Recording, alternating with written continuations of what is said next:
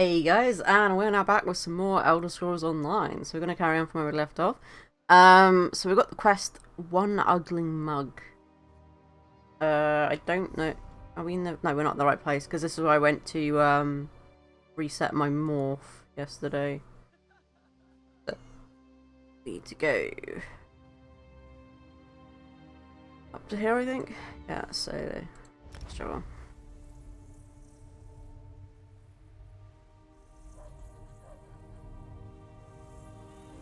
Hmm. Come back here. Thank you. I just made a deal that will keep the bill collectors out of here for a long time. How you doing, scumbag out?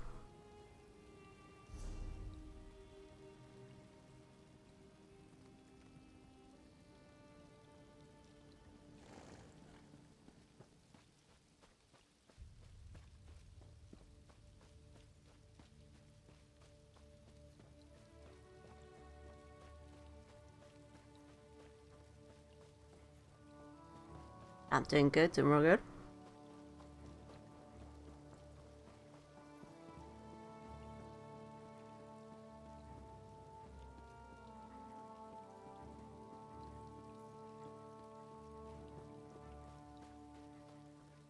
Mm-hmm.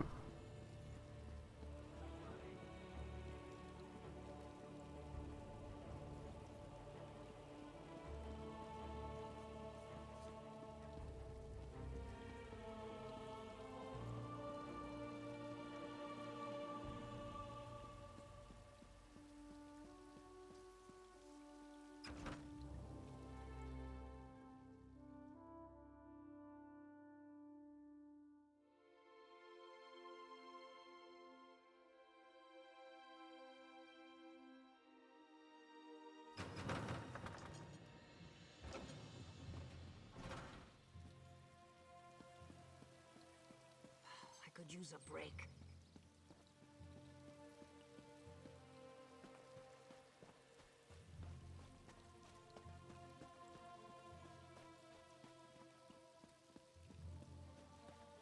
Well,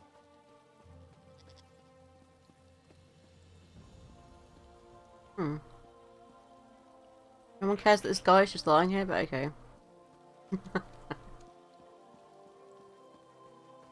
Ooh, some iron ore.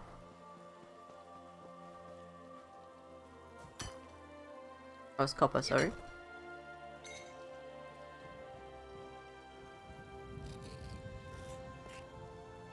Nice, yeah. It shouldn't do. I mean, maybe it took a couple hours on my computer to do it, because I hadn't updated it in a while, so... But installing it, I don't know, I'm not quite sure. It might take a bit if you install it, because it's going to do the base game, and then it's going to do all the updates, isn't it? So... I'm not sure. Hopefully it won't.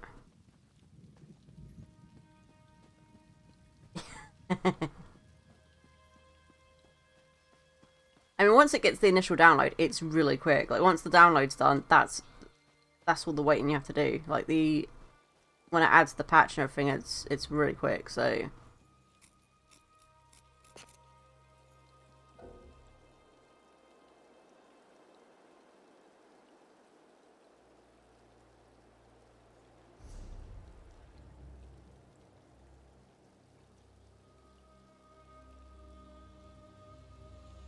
Not all these lockpicks were stolen. I had my own lockpicks, right? Hey, great, guys, tell you them.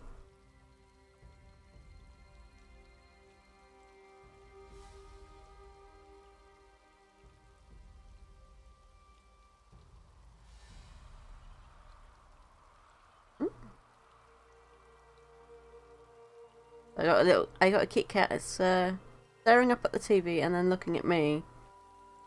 I think she's contemplating jumping up for the treats again. Kitty, are you planning?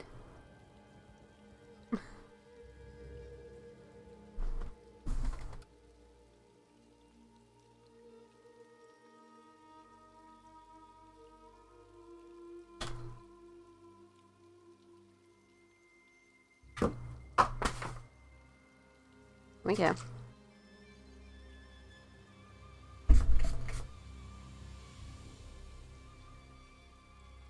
If I put some catnip spray on your bed, maybe you'll just lay on it for a bit, yeah?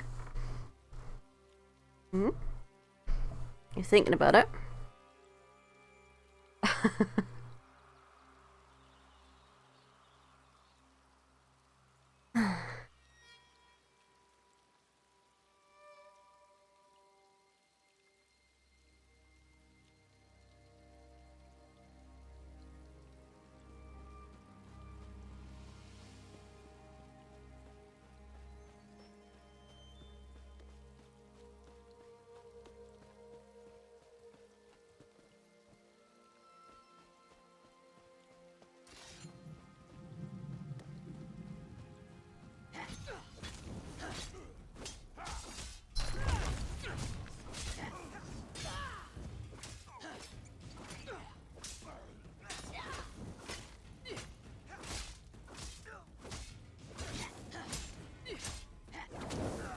Ooh!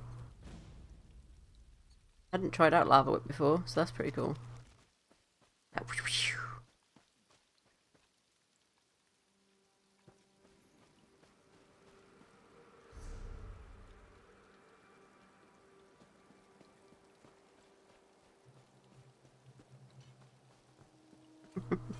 Grog, grog, grog.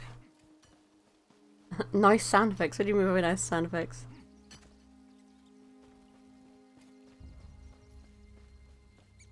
The ooh.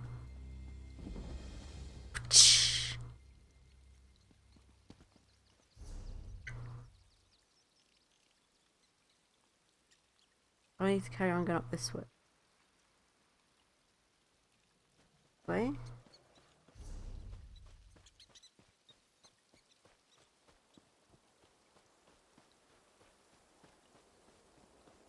Okay, there's a merchant here, so we probably should sell some stuff.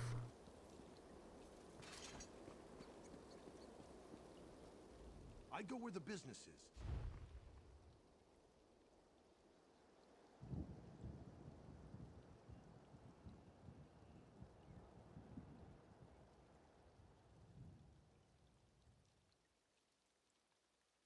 Oh, that's what he has, okay.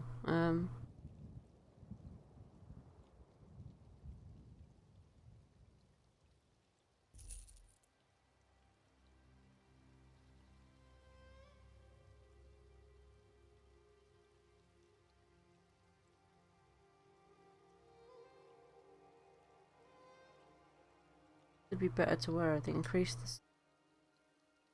this item's sell price by 2. What? So it doesn't really do anything other than increase the sell price. Okay, let's just go rid of it then.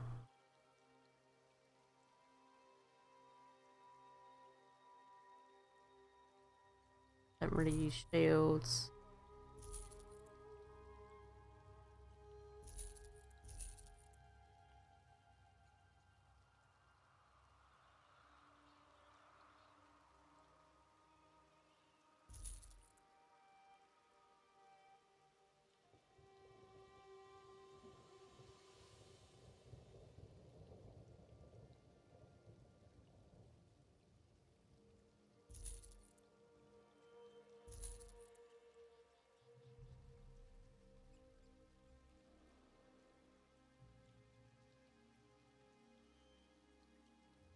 Mm.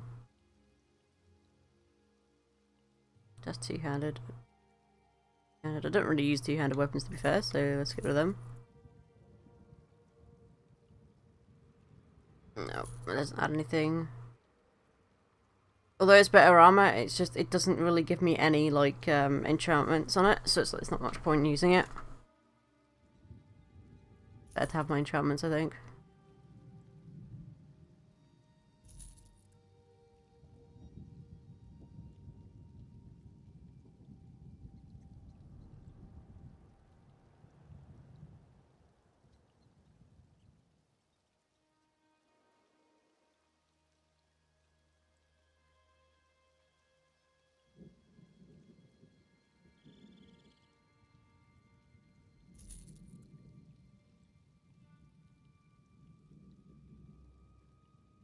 Hmm.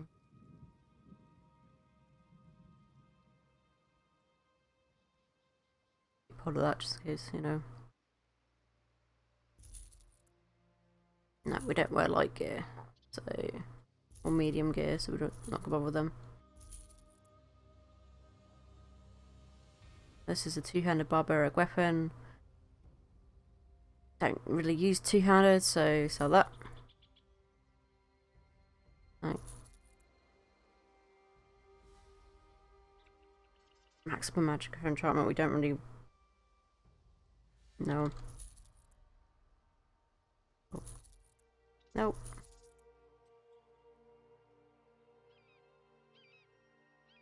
Okay, these might be good to wear. Got two of them though for some reason, so we'll get rid of one.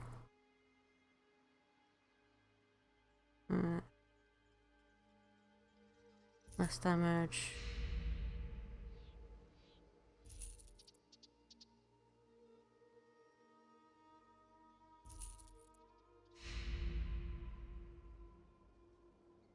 What?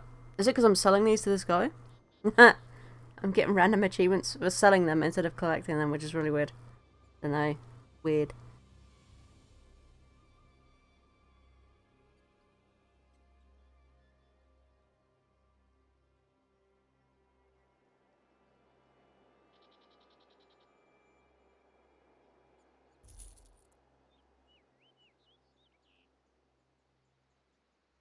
Okay. I think that's everything I want to sell. So.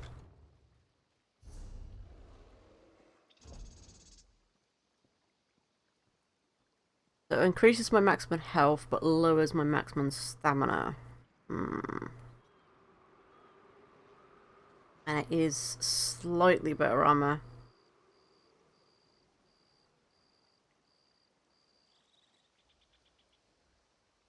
I sold those, okay, fine.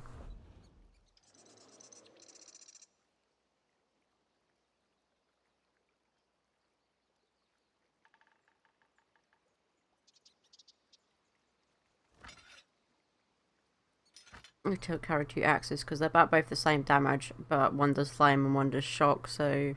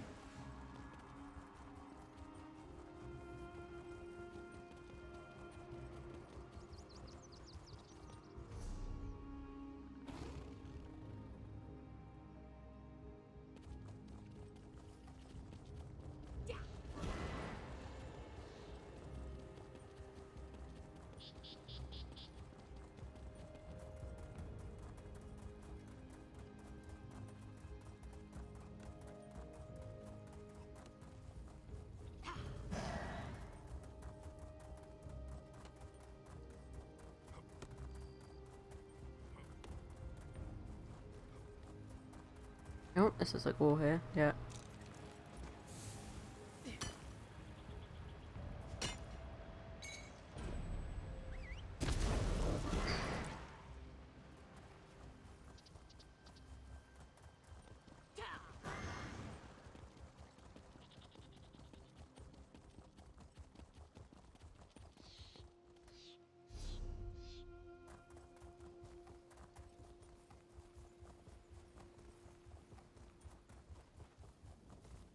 what this point of interest is.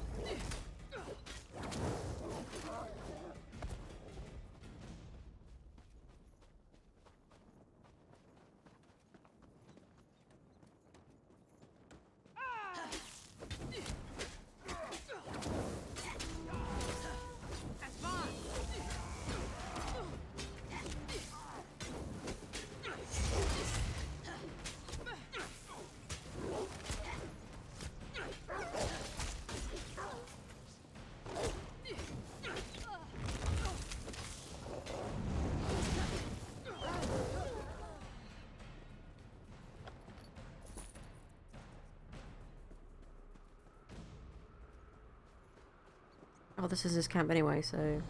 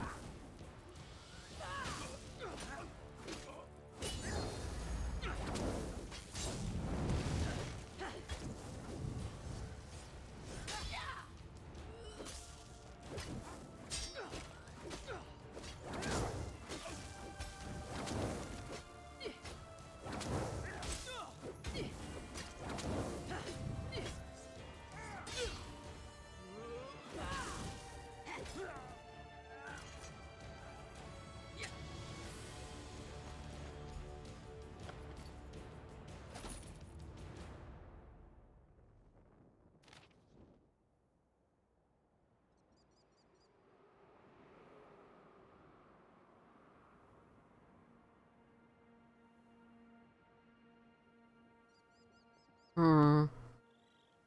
What an arsehole. Poor cat was like, you know...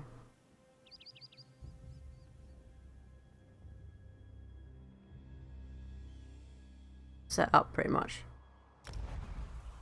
Oh, poor Khajiit, should I say.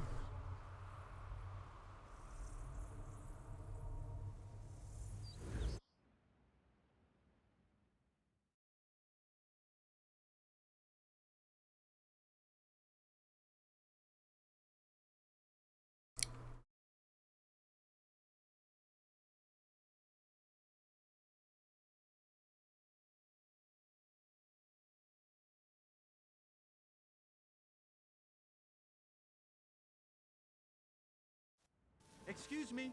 Remember me? From the Winterborn ambush? The caravan? Hey, I'm talking... Sorry for shouting at you. It must be this city. Makes me want to walk fast and speak loudly. Oh, you must remember me. The caravan? The Winterborn ambush? Thanks again for helping us with that. Well, not me exactly. I came to Hrothgar to elevate my status, and here I am running errands for the orcs. Somewhat ignoble, but what can I say? Anyway, your assistance against the Winterborn and in recovering their supplies hasn't gone unnoticed. The king himself has requested your presence at his private tavern here in Orsinium. You must have made quite an impression.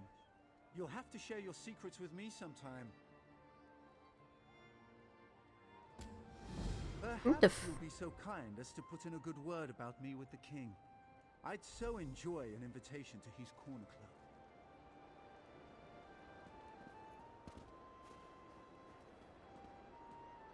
I clicked on me and tried to do a trade invite. Oh well. Maybe it's an accident.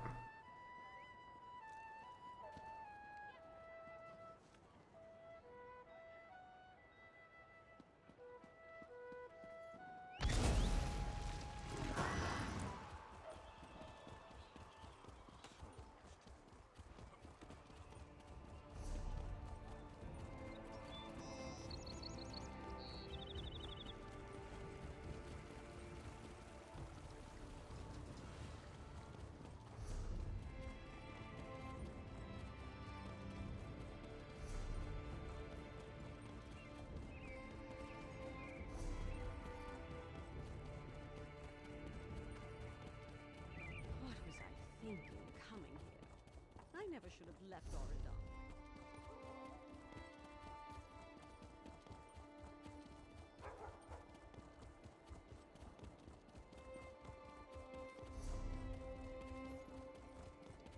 Thank you for saving Glenumbra. Thank you so much.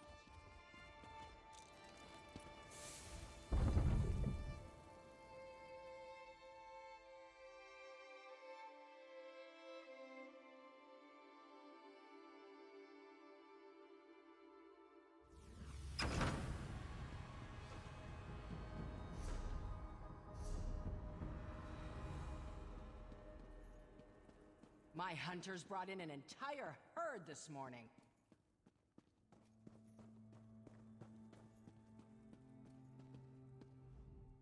Poor Zabani. Why will none believe that the gold is stole from the king, not her? Oh? What did you find? Do not keep Zabani suspended.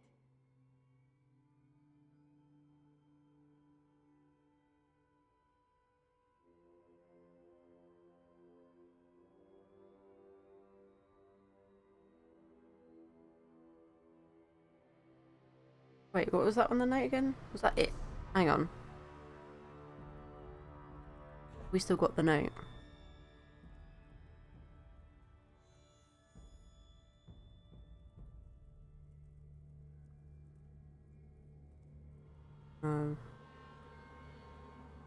Unless it's under collections, of course. Oh. What, Kit Kit?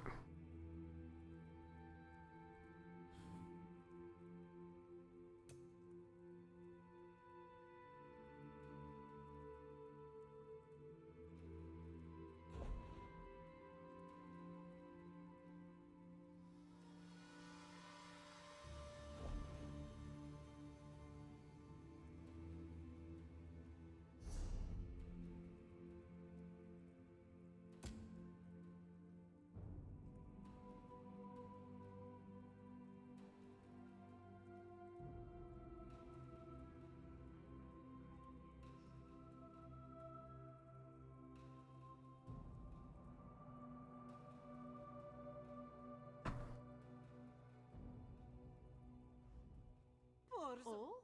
What did you find? This one knew you walked with Canarti's luck. Quickly, show them to Warden Org. Zabani can already taste her freedom.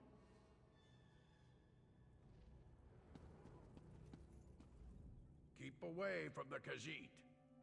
If I see you pass her anything, you'll end up in your own cell. Oh? What information?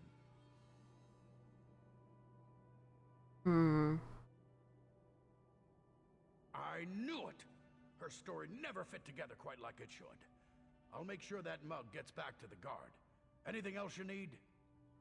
I think the guard can manage a reward. Here you go. Compliments of the king. Like, clearly she was lying, so...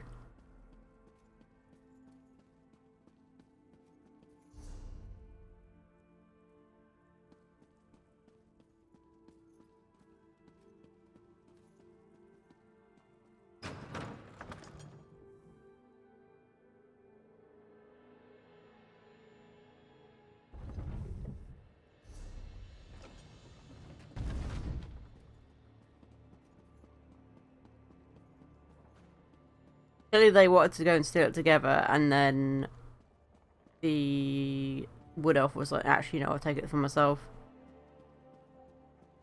So they started off as partners, and then he betrayed her. So...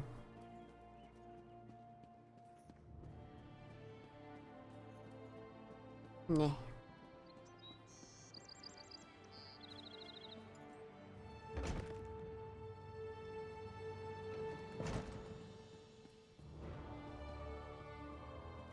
Try the iceberry ale. It's delicious. I love this place. Back at the keep, I'm always being pulled in a dozen directions. Fighting over here, debating over there, gives me a headache. But here, I can just eat and drink until I pass out. Took you long enough to show up. I could have you flogged for that. Ha ha ha! That look on your face! Priceless! But I'm just yanking your tusk. I usually never have anyone flogged for a first offense.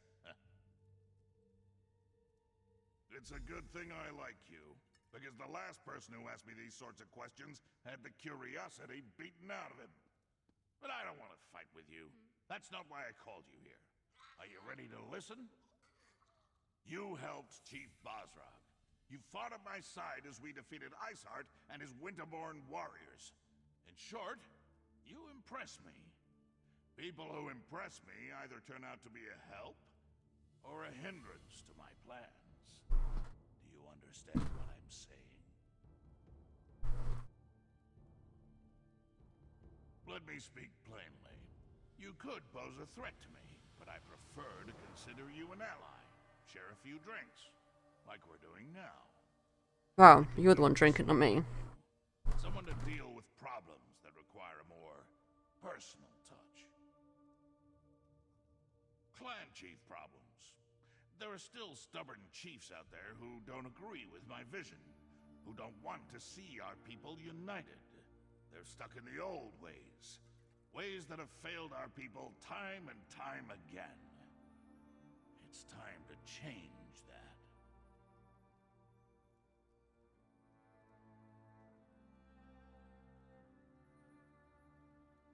Sorry about that, just had to go let the cat out because she's been really antsy and...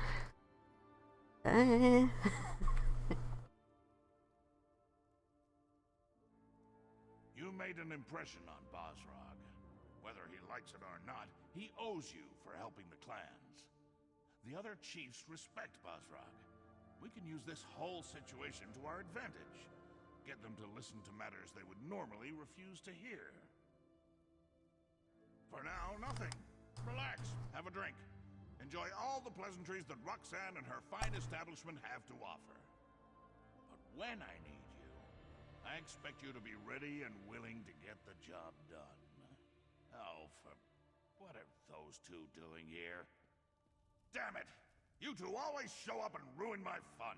Oh, I have not even begun to ruin your fun, my king. But let's leave the pleasantries for later. We have an urgent situation to report. I can never tell when you're joking. Fine. What's so important? The Trinimac Temple has been attacked, my beloved. Malakath devotees have barricaded the doors and taken the priests as hostages. These fanatics dare to attack my city?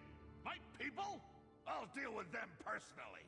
You will do no such thing, my son. After what happened in the throne room, this is undoubtedly a trap. I won't sit by while they attack my city.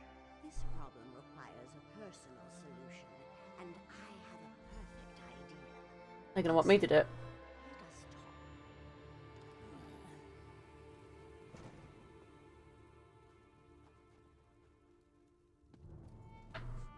My son's bravery borders on stupidity. He would run off and stumble blindly into their trap without the slightest regard for his safety. We must... Oh, child, I always have a better idea. My son's rage makes it difficult for him to see clearly.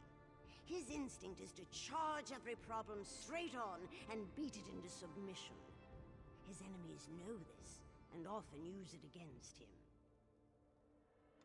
Bosrog and the other clan chiefs know King Kurog all too well. They expect him to attack and kill the heretics, just as the heretics will kill the hostages. Innocent lives will be lost and blame will fall squarely on Kurog's shoulders. You are an outsider with connections to Orsinium that are tenuous at best. Enter the temple and rescue our people. If you succeed, you save innocent lives at the king's request. If you fail, well, at least the king won't be blamed. How rude. 1 second, guys. An itchy back, and it's like, ah.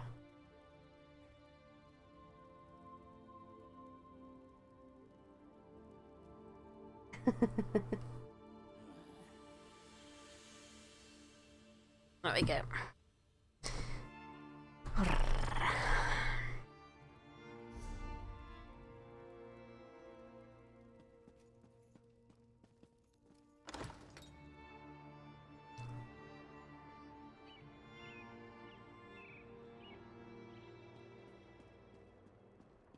The orcs smell, the Nords are rude, and the Bretons... Gods, don't get me started on the Bretons.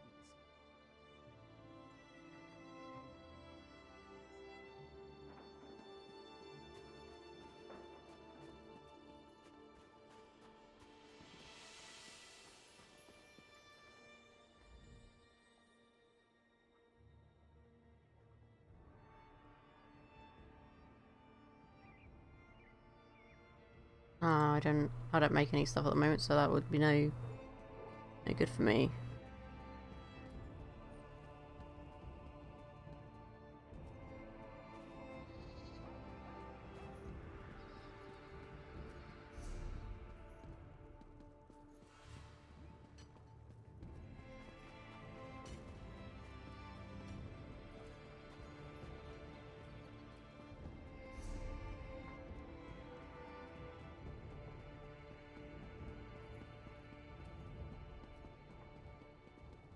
Everyone, clear the streets and go home. Let the king's soldiers deal with this.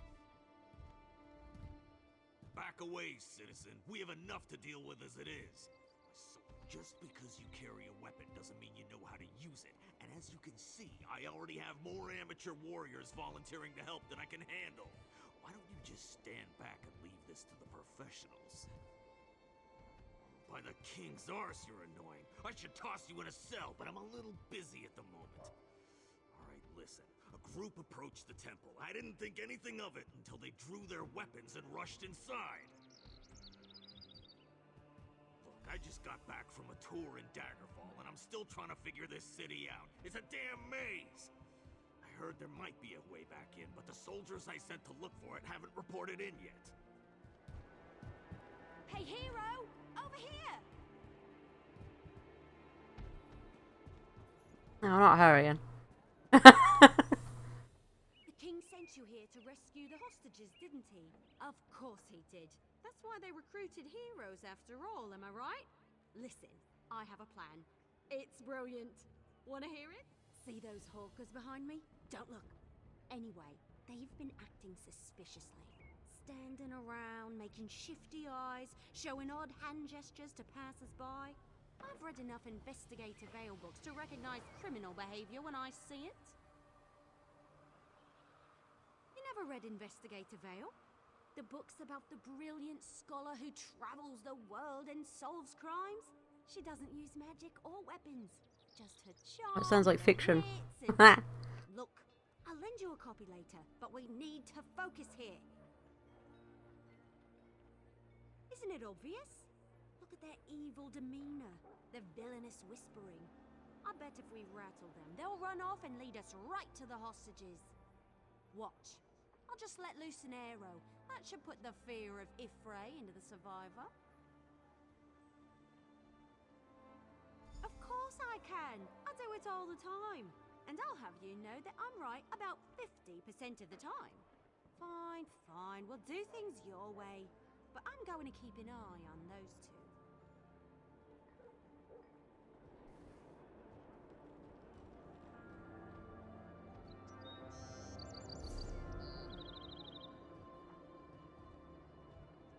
Hmm.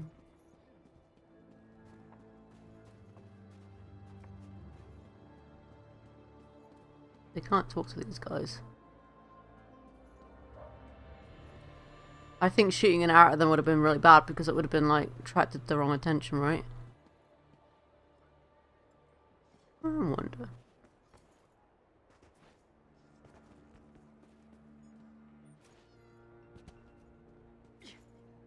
No, we can't get up there. Okay.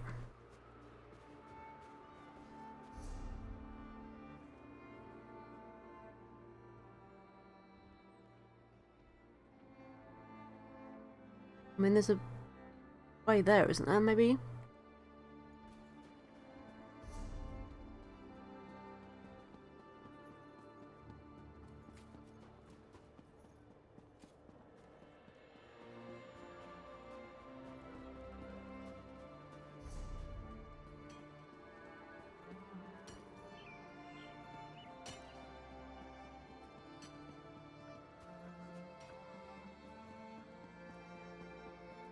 So this up here.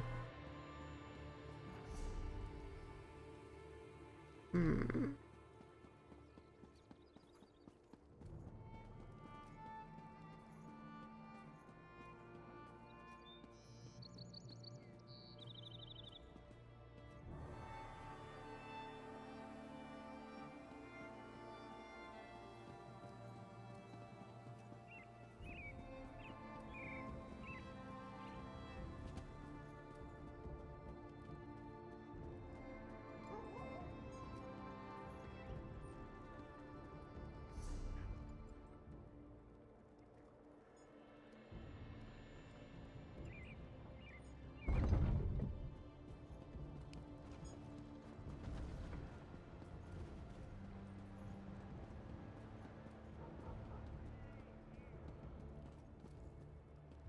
Yeah, these are like the soldiers that may have been trying to get away in here.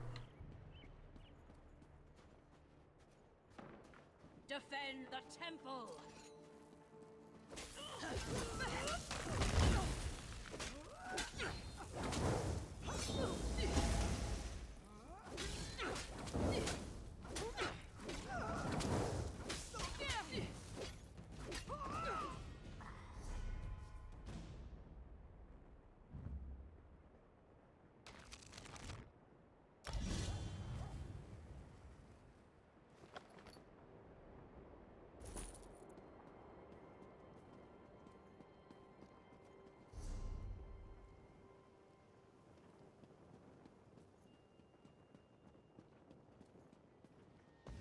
What? Okay, so it's down here.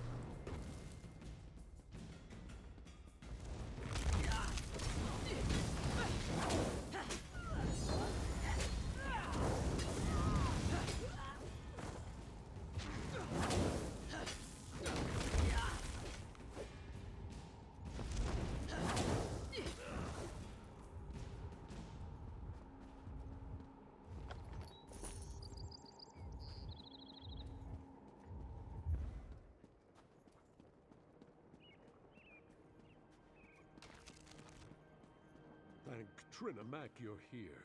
Someone has to save my fellow priests inside the temple. Please, I need your help.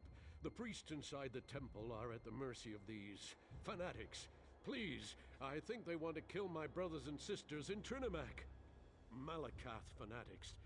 They burst into the temple and began rounding up my fellow priests. They spat at us and shouted that we were betraying our race. They said that Chief Bazrag sent them to punish us for opposing the true god of the orcs. They invoke the chief's name, saying he seeks revenge against the king and any who follow the false god. I've known Chief Bazrag to be a hard man, a cruel man, never a murderer. What has the king done to anger him so? Well, they did have one of the chiefs killed in front of them. I see. I respect the king and all that he stands for, but his temper, it has gotten us into trouble more times than I care to remember. If it's vengeance Bazrag seeks, then the king will be responsible for the deaths of the temple priests. They made such a commotion when they barged in. I spotted them from the upper balcony and slipped out the back door. I was about to go find help when more of those ruffians surrounded me. I thought I was finished, and then you showed up. My fellow priests were still alive when I slipped out of the temple, but the tension in the air, I'm afraid violence is inevitable. They set up patrols inside the temple, watching for Kurag and his soldiers. If one of them spots you in there... They're holding the priests captive in the rectory. If one of the torchbearers spots you and reaches the rectory, you won't be able to save them. Avoid the torchbearers at all costs, or at least strike them down before they can sound a warning. Take this key. It will unlock the temple's rear entrance. Once inside, you'll need to find the key to the rectory, where they're holding my fellow priests. The fanatic who gives the orders, their commander... Yep, stealth time pretty much. ...has the key to the rectory. May the luck of Trinimac be with you. I'll inform the guards and try... Someone else here, they might probably make it really difficult for me to do stealth time. Unless this is like a one-person area.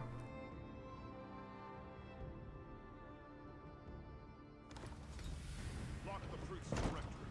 As soon as Kurag arrives, we kill them all.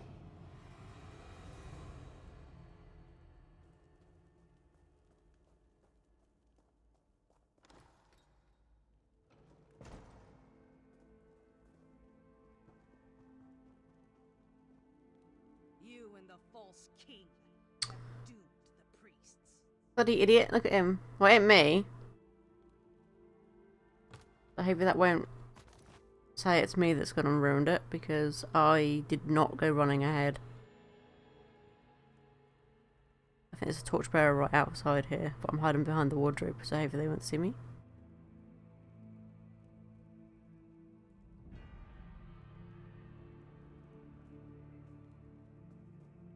No? Oh, there's just a torch there.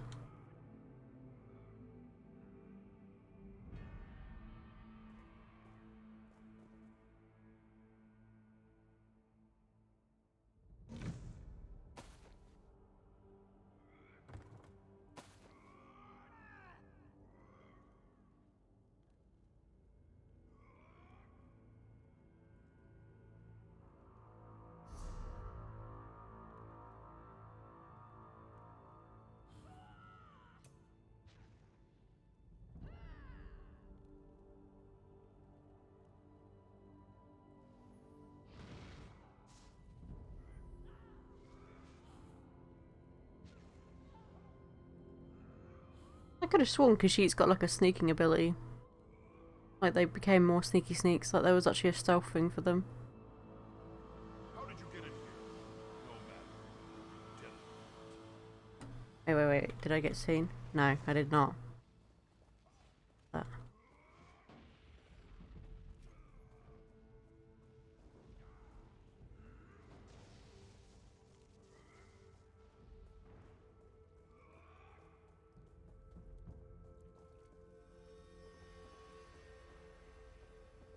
there's for a second.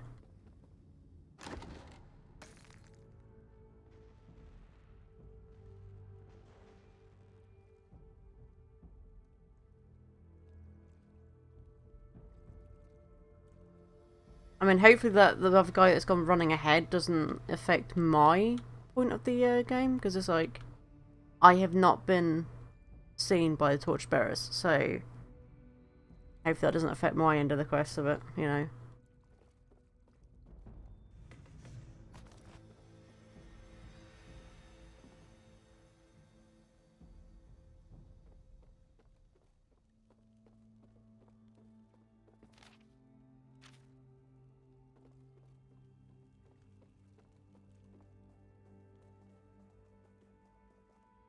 I mean, they've probably gone through and killed a lot of them, so I might be able to just go and sneak my way through. If that is the case.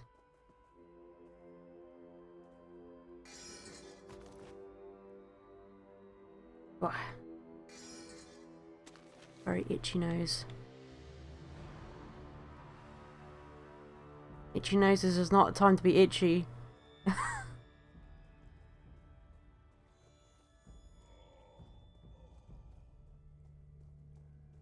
Where am I going? This way? Maybe up.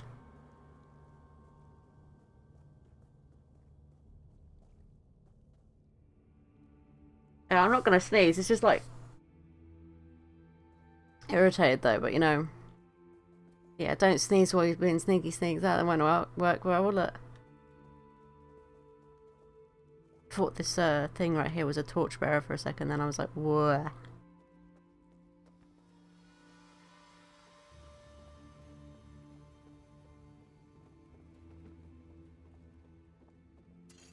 How did you get in here? No matter. You did it.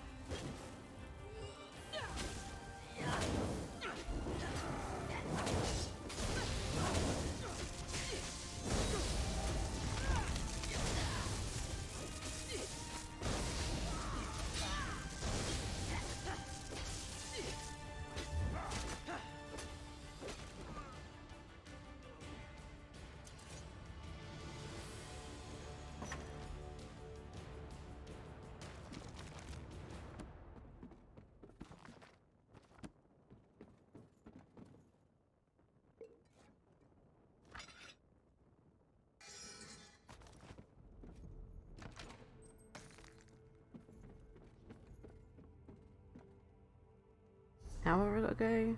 Out the front door. Oh.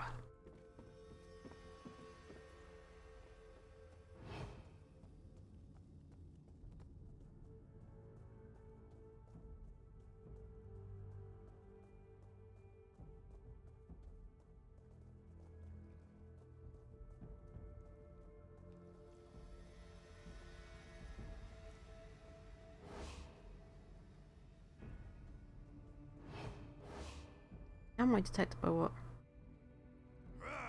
Oh, this guard, right.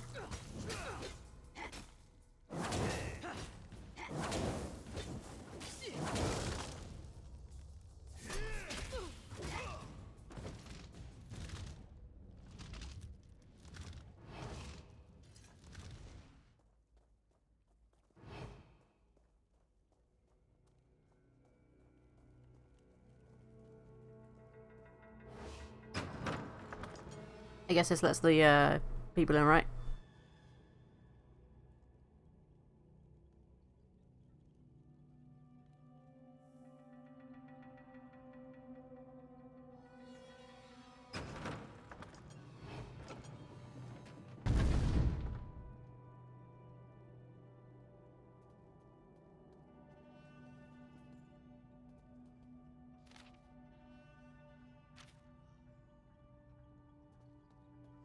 Chief Basran said to leave one of you alive to tell Kurog what happened here.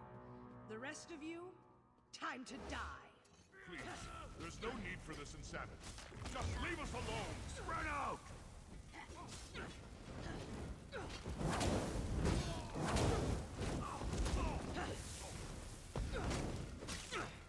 Kurog's people have arrived. Kill them all. What?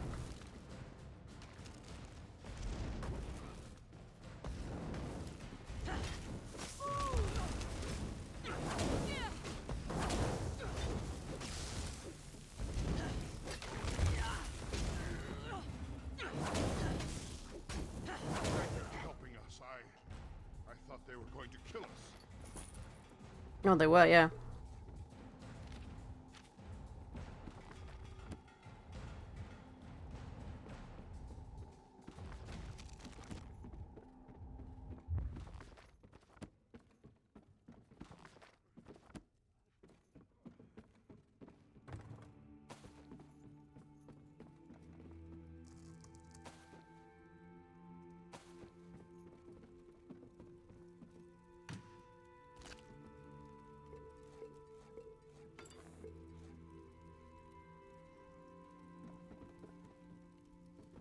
Oh, why can't we take the pipe? Be cool.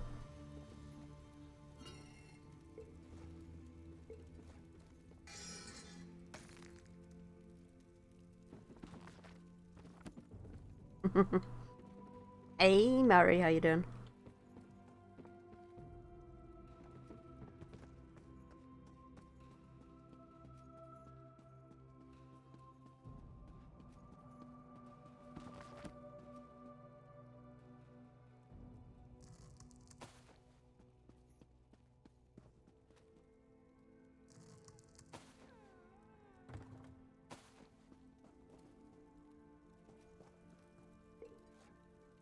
Good.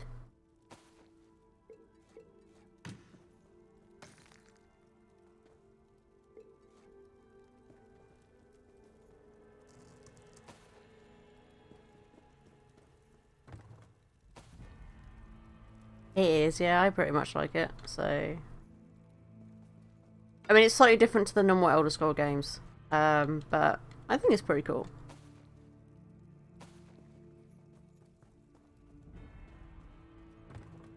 I mean, I do like the fact that what they've done is they've made it so... Oh, I didn't mean to do that. Press the wrong button again. Train of thought. Basically... Unlike most MMOs where you need a subscription, this game is literally you pay for the base game and that's it. You don't have to pay subscription on it at all. Which I do enjoy about it, you know, the fact that you don't have to pay it. No, that was Skyrim. That was Skyrim that said that. I'm pretty certain. That became a meme and everything, didn't it? What now? Sorry, but I'm searching all your stuff because, you know, free loot that I can potentially sell on.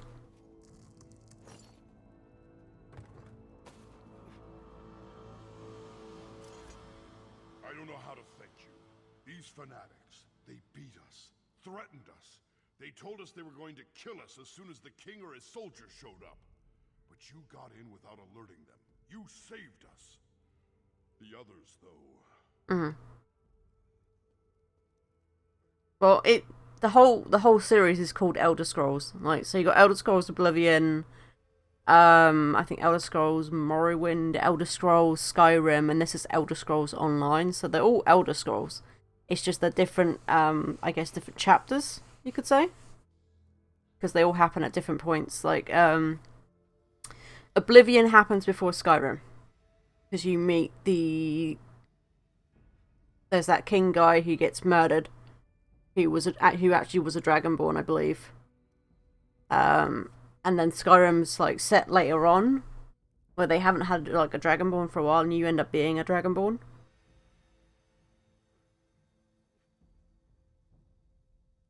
So essentially, it's kind of like chapters, yeah. High Priestess Solgra and our brothers and sisters in Trinimac.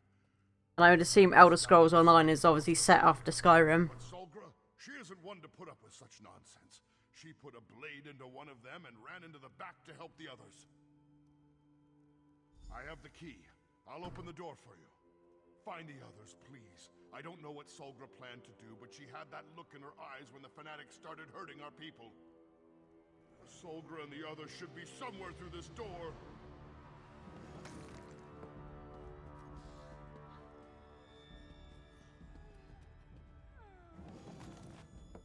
So obviously with this one, the gameplay is a little bit different because it has to kind of adapt to being a multiplayer game.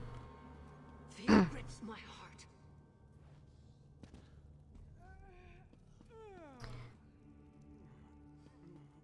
Is it? I can try turning up a little bit for you guys. Is it low for anyone else?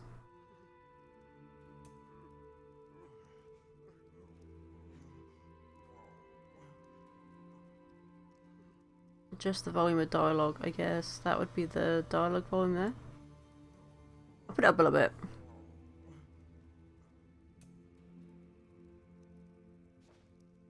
See if that helps. Can't talk to anyone now, but we'll see in a minute. So is it through this door?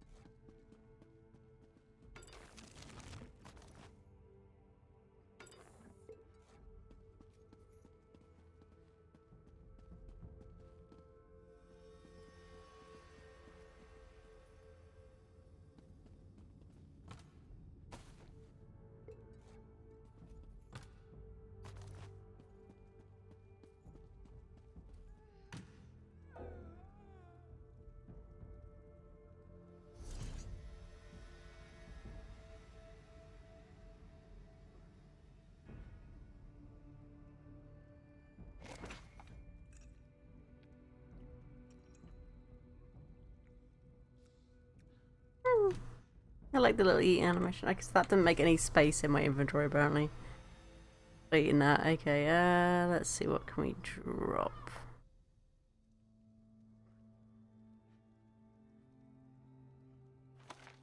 Oh, we can use some of these, I think.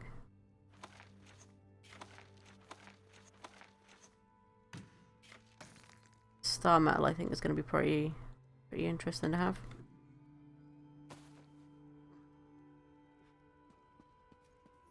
Get her! Don't let her escape! I'll die before I let you hurt the others.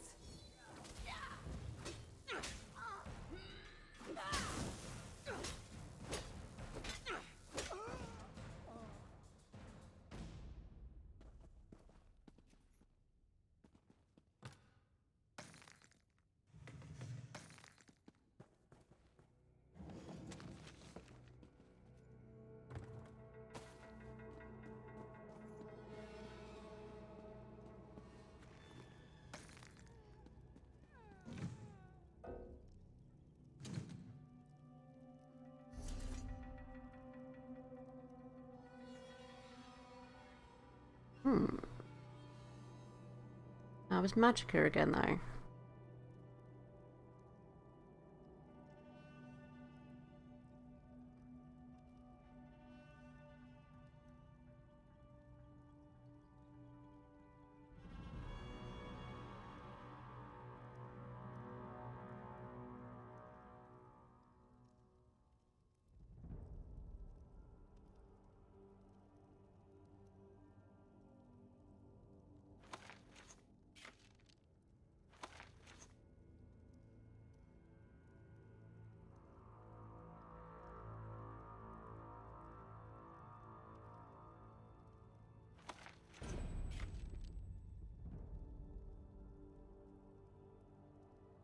They'll keep getting me Magicka stuff, and it's like, but I'm not a Magicka really using character. It's like,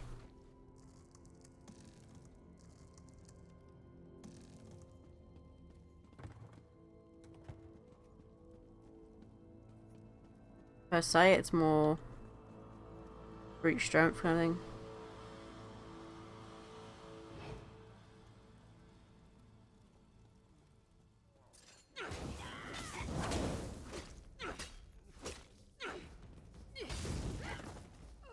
Ah!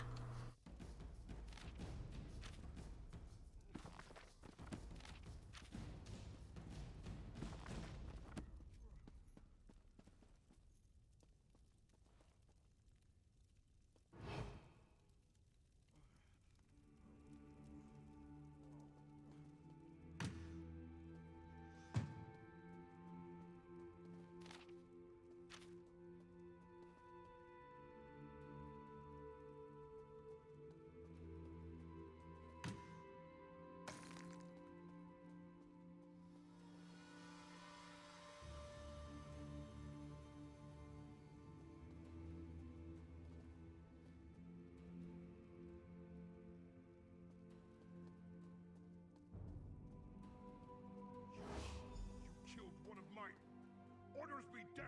You're gonna die for that, priestess! One? I plan to kill a dozen more if you don't leave my temple now.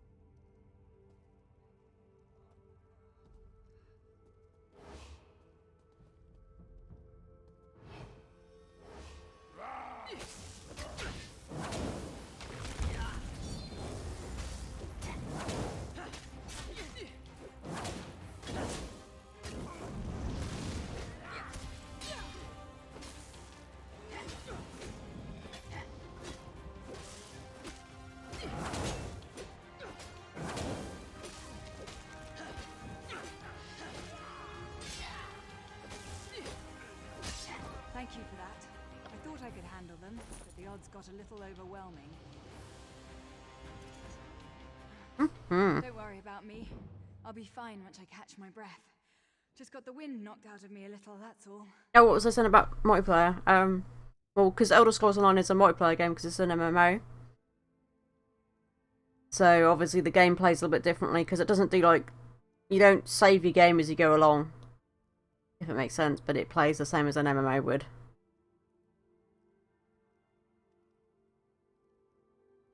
Not exactly. They claimed to be devoted followers of Malakath and said they were working for Chief Bazrag. They caught us by surprise, threatened us. Did you run into Ugus? How are he and the others faring? Well, that puts my mind at ease. I hated leaving them, but the others back here needed help too. But I'm still not completely certain what the attackers hope to accomplish. Why take us hostage? Why not simply kill us and be done with it?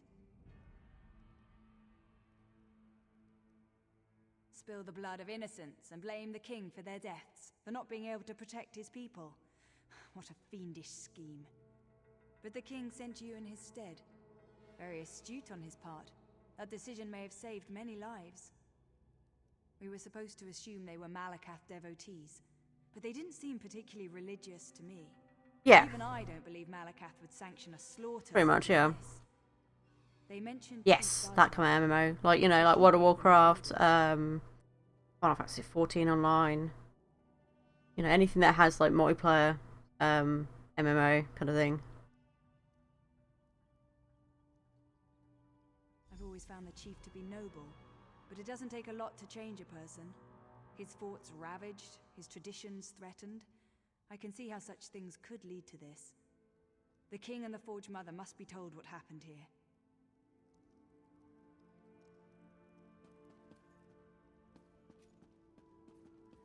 I'm really scared.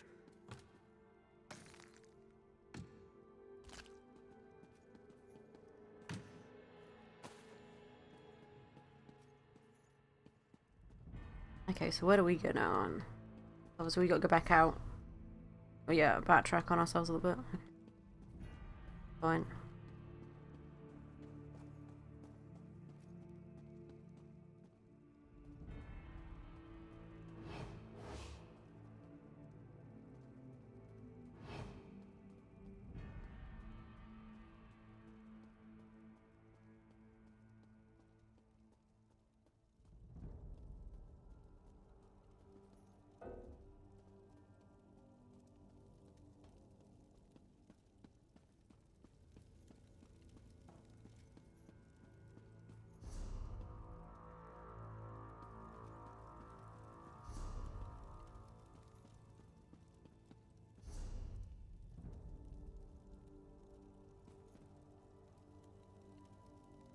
I'm confused. Oh, we have got a second one, I think, maybe?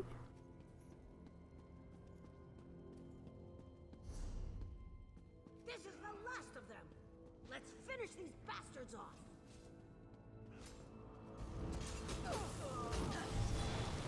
Move! Now!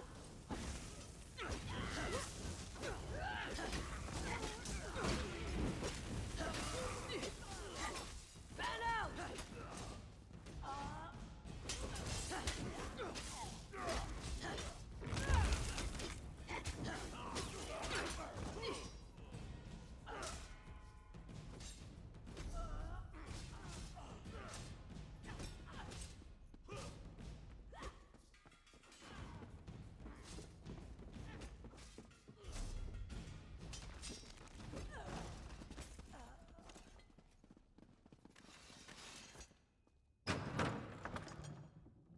Mm.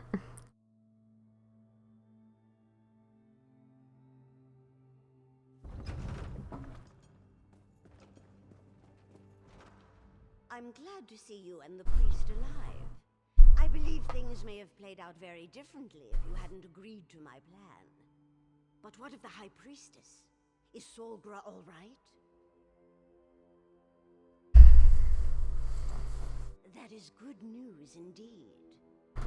I will make sure that a military contingent protects this temple going forward. It will not be left undefended again. Mm. Increased patrols around the perimeter, soldiers assigned to guard the inside of the temple. The priests will not have to live in fear of another attack. Not so long as my son is king. I assume you know who claimed responsibility for this? Bosrog has never agreed with Kurog. He made threats in the throne room, as I'm sure you heard. Besides, his boldness and devotion to Malakath are legendary. It appears Bosrog wishes to challenge our king.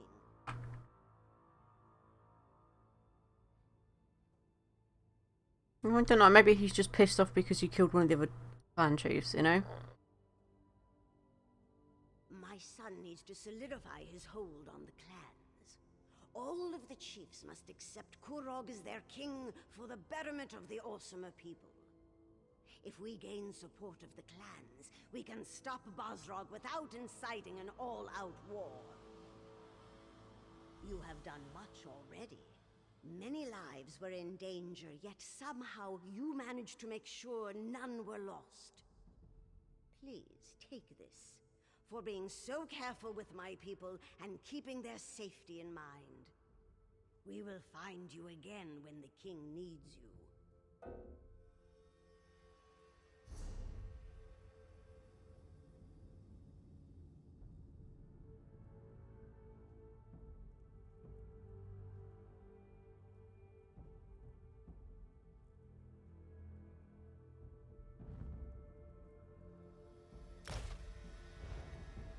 Only Chief Bosrog, you have done much.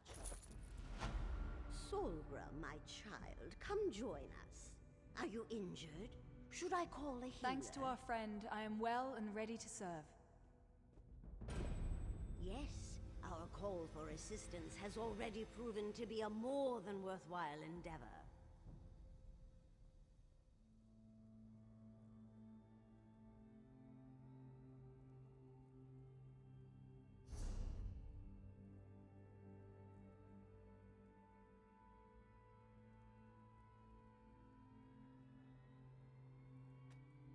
Mm-hmm.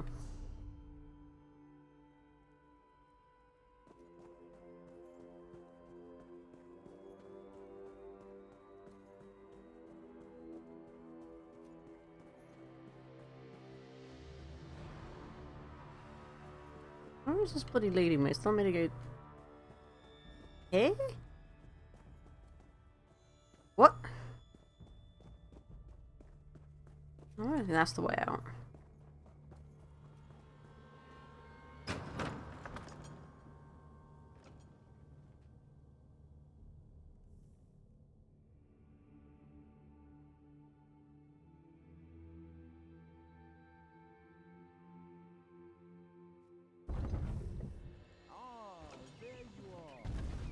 Guess what? I have another message for you from the king. Hey, what?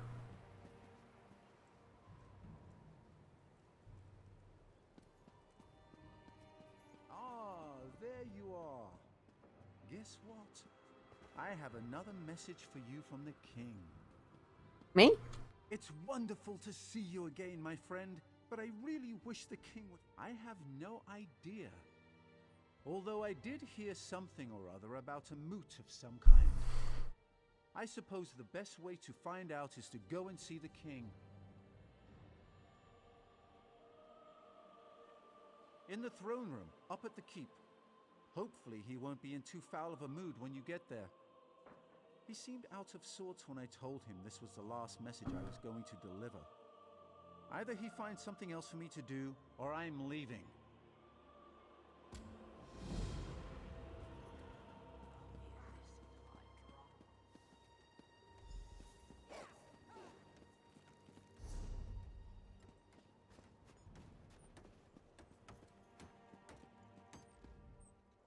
How am I supposed to...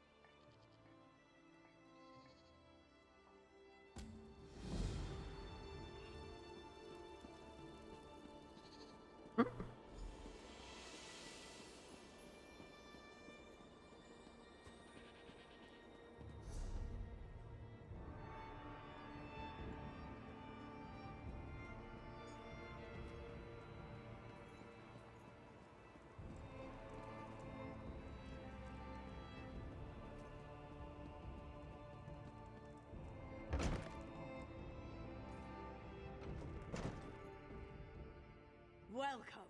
It gladdens my heart that you have an interest in the history of our land and its people. And you found the notice. Wonderful. Of course, the House of Orsimer glories will be even more impressive once all the exhibits have been filled. You mean as curator? That's an interesting story.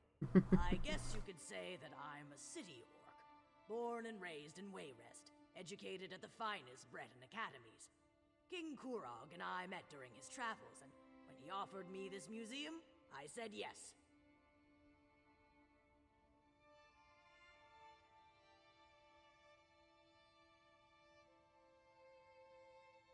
Oh, you mean the clan tattoo?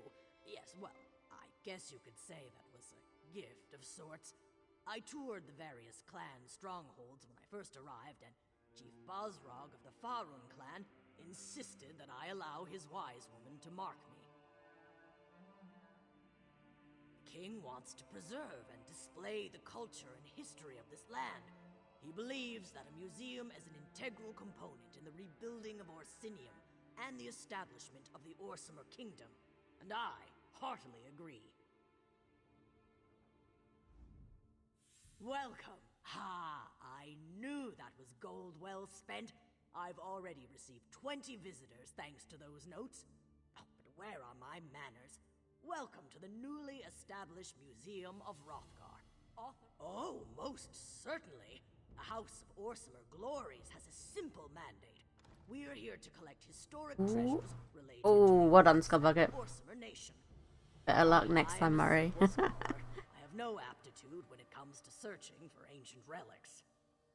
I'm not one to turn away an honest helper, but before I ask you to go traipse around in search of historic treasures, why don't you take this downstairs and put it on display?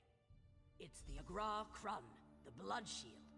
It was recently donated to the museum by an anonymous adventurer, and I can't wait to put it on display.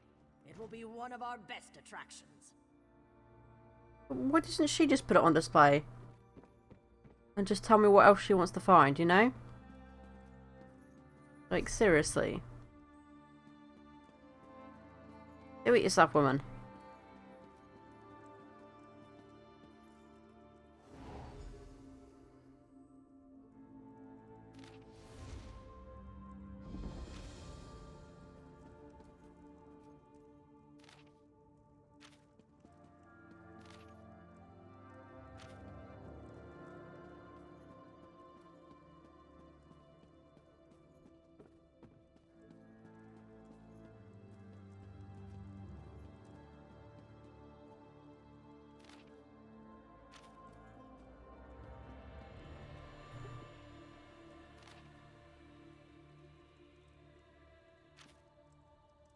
Exactly, that's like, you know, why couldn't she just go down and do it? Why did I have to suddenly go down and do it?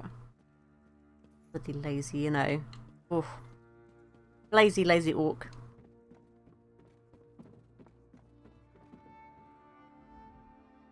I appreciate your help. You wouldn't believe how much goes into getting the museum ready for visitors. Just preparing the displays was a Have you heard of the mountain called Sorrow, along the northern border of Hrothgar? According to the Burska clan's oral tradition, the helm was last seen in that area. Just be careful. The mountain and This one gives me chills. The helmet was worn by the legendary orc hero Uzdavik, who single-handedly slew 1001 Redguards during the Battle of Farun Pass. Little known fact, Uzdavik might have been a woman. For the time period, I'd say so. And even a bit like Mulan. Our struggles with the cultures of city and stronghold, examples such as this go a long way toward making the king's point. Besides, a little scandal always attracts visitors.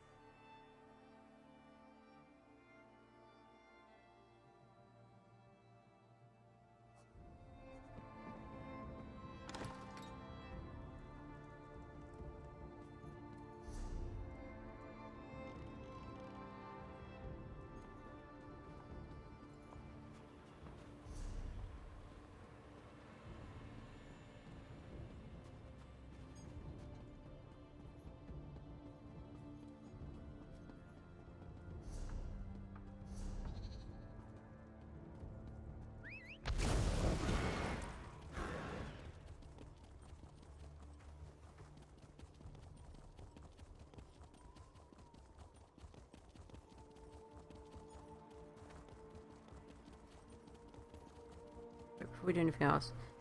Merchant? No. Tavern? I thought that was going to be a merchant. Maybe that is? Right. Something, but not a tavern. Not a merchant, sorry.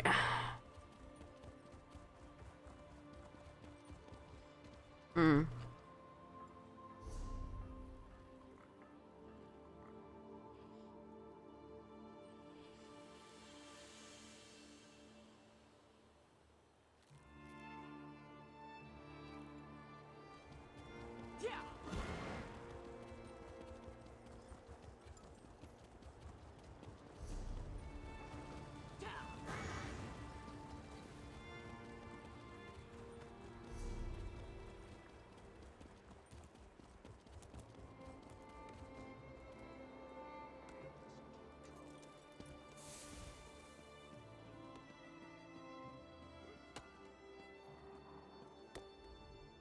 My father crafted armor for...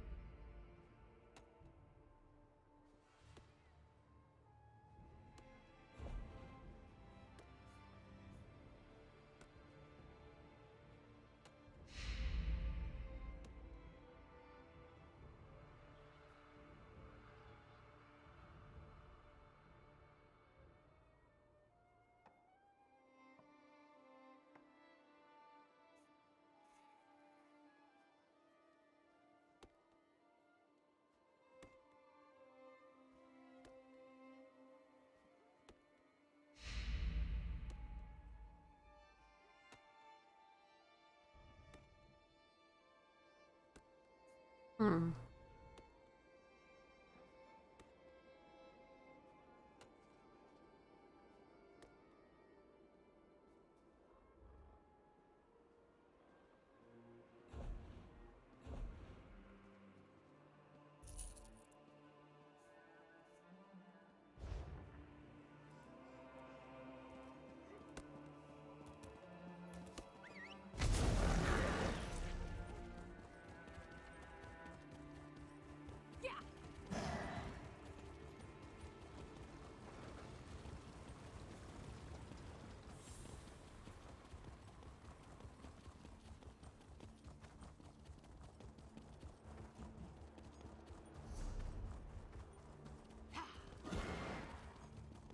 I hate this place. Nothing but dry bread and old turnips to eat. I never should have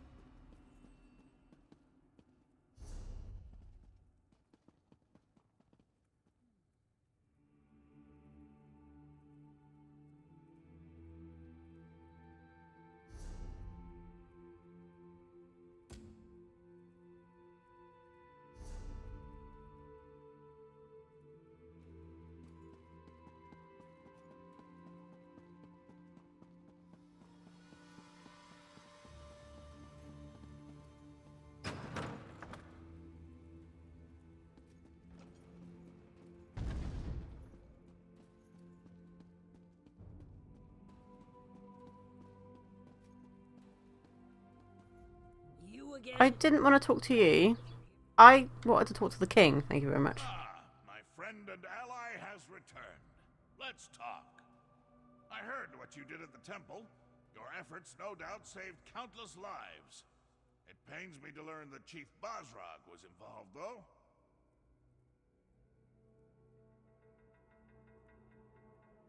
Basrag's never agreed with my plans. He's a traditionalist, stubborn and old-fashioned to the end. His unwavering devotion to Malakath, his hatred of Trinimac, his refusal to recognize my authority. I'd say Chief Basrag is getting desperate. Basrag wants to start a war. Damn it all to oblivion, we'll have to stop him. He has the strength to overwhelm the lesser clans, and he's no suckling cub when it comes to fighting either. If he were to make a challenge for my throne... It's time to assemble the Great Moot. I want you to visit the clan chiefs that still haven't come around to our way of thinking. Talk some sense into them.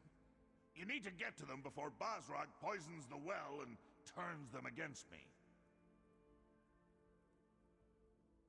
You made an impression already, but don't worry. I'm not expecting them to come just because you asked nicely. The chiefs are stubborn, but they each have a problem that's confounding their clan. Solve their problems, and they'll attend the moot. Now you get it. Help the chiefs, and they'll be obligated to accept your invitation. I've tried to convince the chiefs of Tumnash, Morkel, and Shatul to join my kingdom. I even married a few of their daughters. We need a better solution. Tell them that you come to help in the name of King Kurog, that I'm hosting a gathering of clans, and I want the chiefs to attend. And it needs to be the clan's chief that comes to the moot. If they try to send a subordinate, I'll be highly insulted. Do whatever it takes. The chiefs must attend the moot. I trust you won't fail me. When this is over, Hrothgar will finally be forged into a united kingdom. Meet me at my corner club after you finish. All this planning has given me a powerful thirst. More? What more is there to say? They refuse my every overture and laugh at my authority. We need to convince them of the veracity of my grand vision. Oh, very well. What specifically do you want to know? The stoneworkers?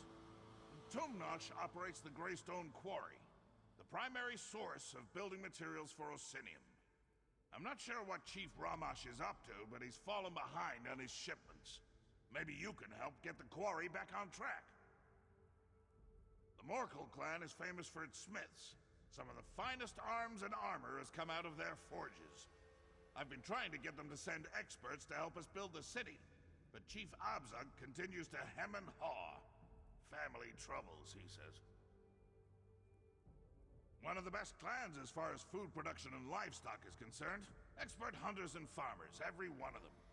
Chief Ogzor promised to send herds of Icharters to help feed the city, but we haven't seen so much as a bushel of apples yet.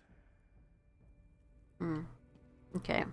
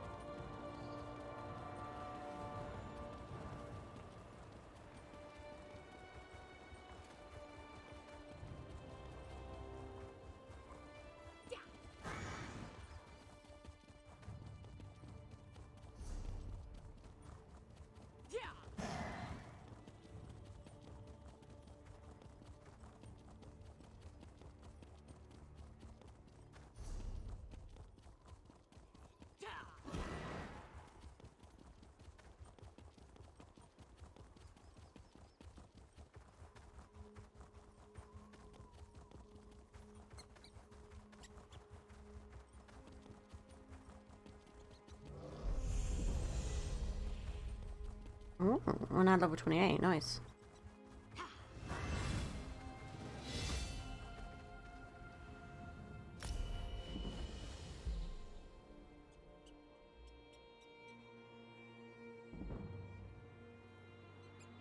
Hmm.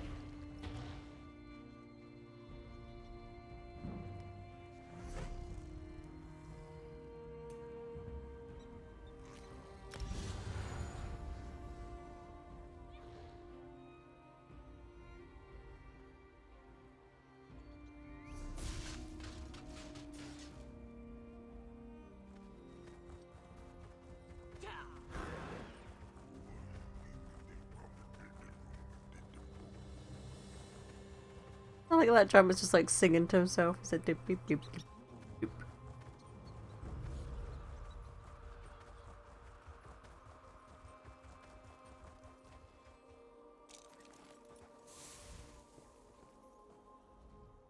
I should have been at my husband's side.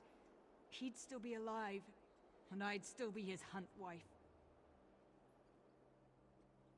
Well, look upon my husband and weep, for his next journey is to the Ashen Forge. Perhaps a new chief will deal with Kurog's latest nonsense. Until then, leave us to our misery.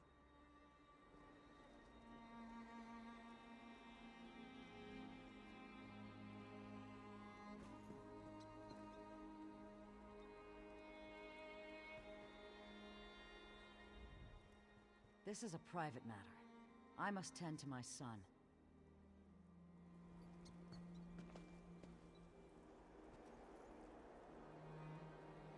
Hmm. Rotten luck, Chief. Rotten luck. Don't see many new faces at Chateau Range. Our only neighbors are surly giants. Speaking of which, Chief Ogzor had a nasty encounter with a giant's club a short while ago. Best keep your voice low. We don't know how much time he has left. Dying. No amount of healing magic can fix smashed brains. Soon as he goes, Chatul is in for dark times. The clan will tear itself apart without a good contender for chief. I want to prevent that. We know which giant smashed the chief.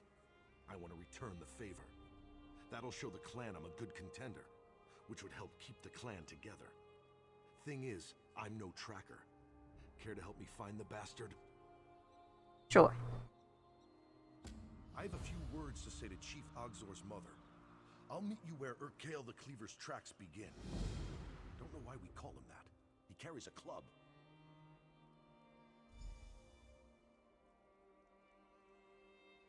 Most of Chatul's warriors died in the first Winterborn raids. Without a good contender for chief, neighbor will fight neighbor for a title they can't hope to hold. We can't afford that, after losing so much to the raiders.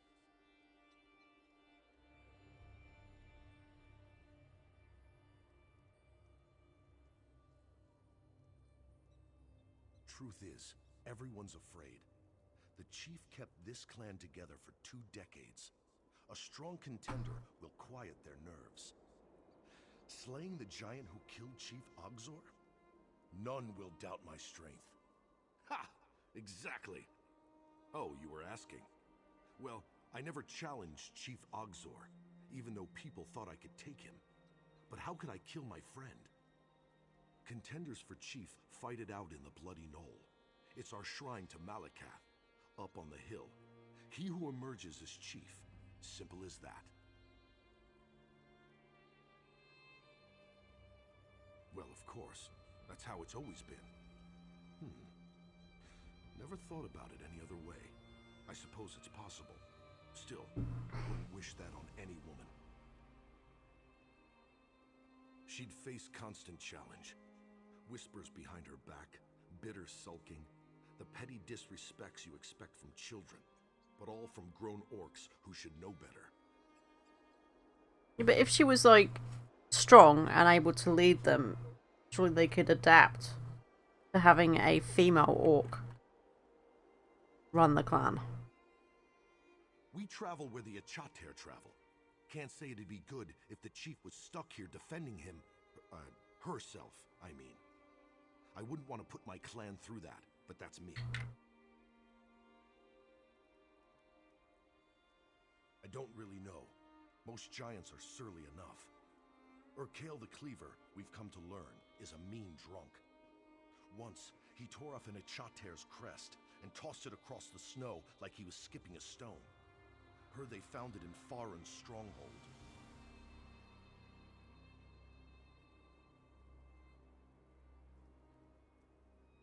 You're right. Only made it 100 paces before it slammed into a tree. Took half a day to saw that bloody crest out. We tried to reattach the thing, but the Achater wanted nothing to do with it. Most of Shatul's warriors died in the first winter. Truth is, everyone's afraid. I don't really know. Most giants...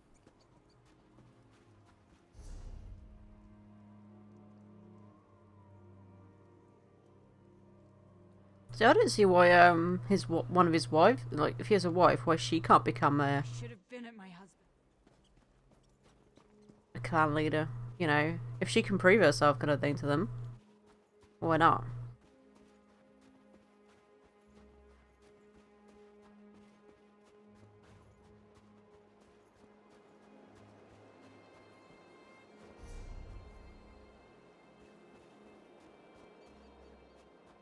All right, let's find Urkale the Cleaver.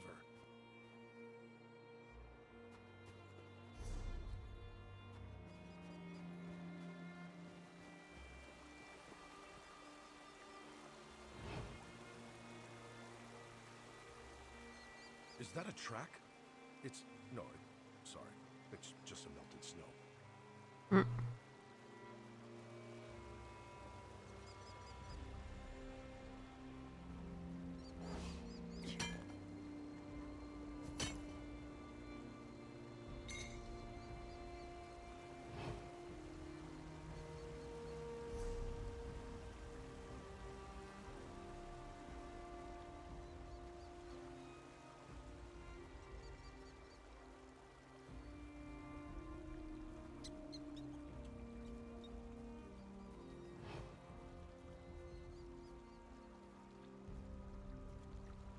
Are we lost? It feels like we're lost. I'll just follow you.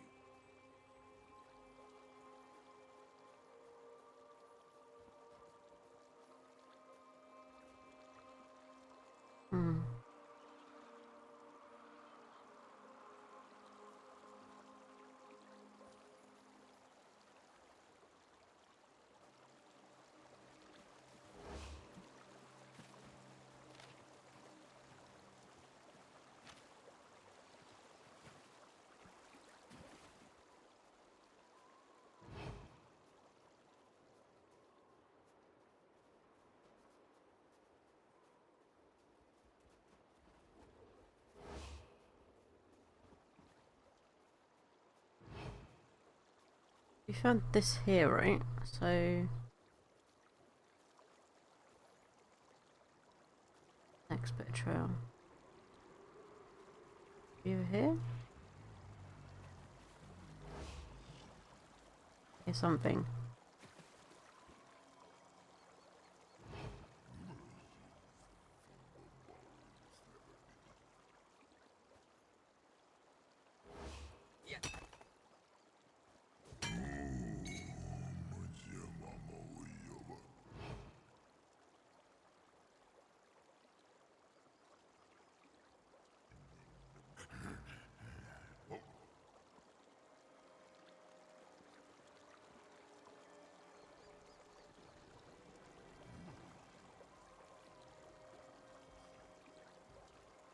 Honestly, he's right up there. Look, there's a giant sitting right up the rock.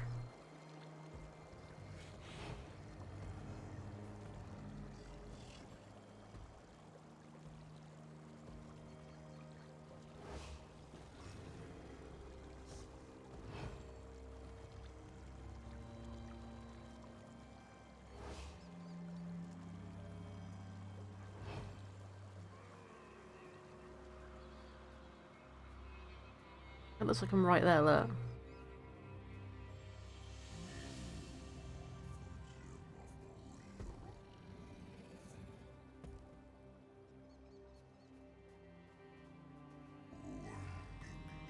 That's not him?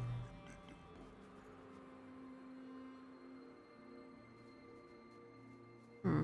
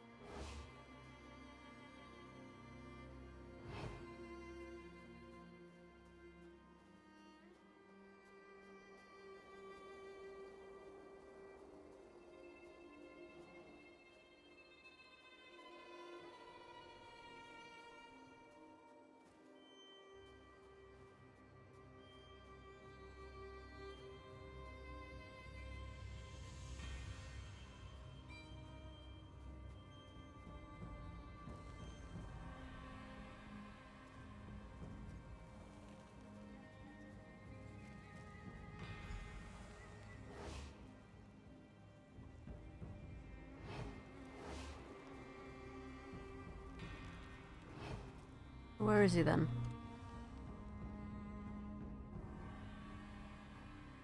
Unless he's down there.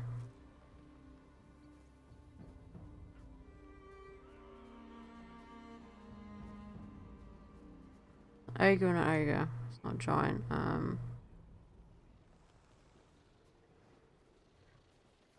That him? Ah, that's him. There we go. That.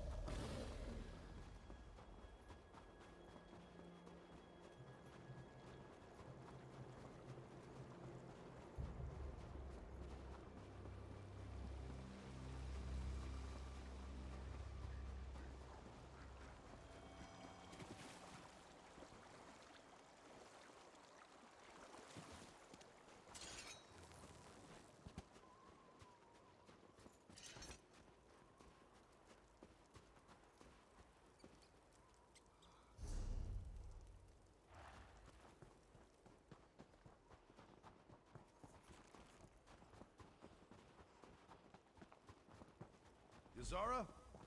Yazara! Guess she's out.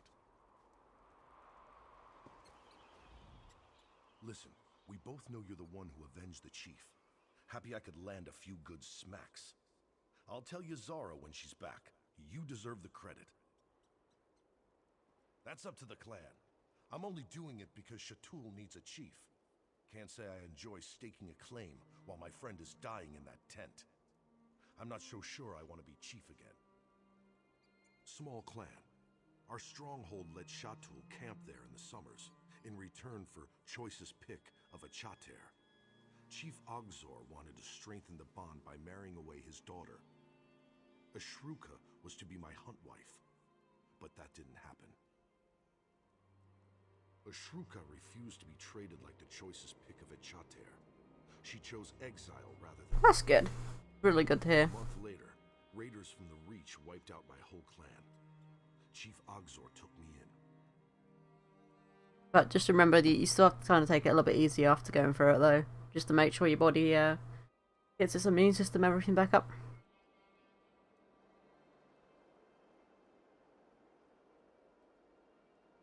Don't really know. Shatul tries not to talk about its exiles.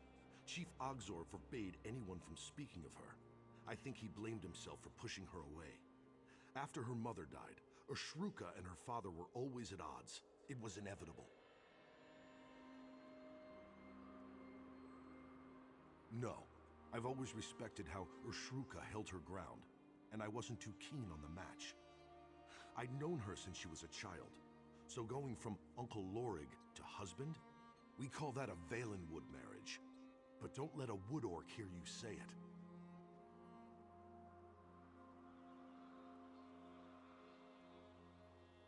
Never. Chief Ogzor knew I'd consider that a dishonor after what he'd done for me, and Shatul needed my muscle. It wasn't charity, if that's what you're thinking. It was my own fault.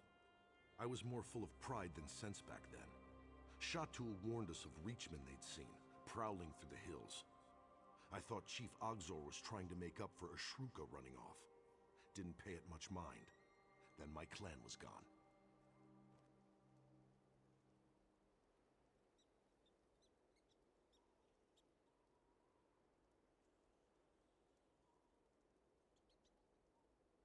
Oh yeah, no, that is armor. He is wearing leather armor.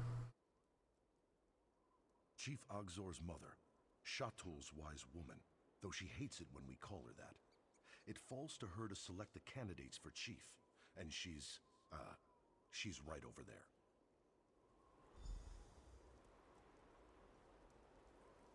Yazara, look! I cut this off her Kale the Cleaver. My friend here struck the killing blow. Impressive, Lorig. Why don't you show the others? Sound advice, as always. Come closer. We should speak.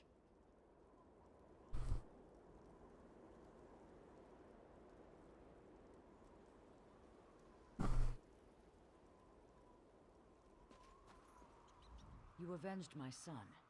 I will not forget what you did for Shatul today, nor will the clan. If you are willing, I have need of someone so capable. If Shatul is to survive, there must be a new chief. Lorig is one contender. The other is Ulgesh. I want you to meet him.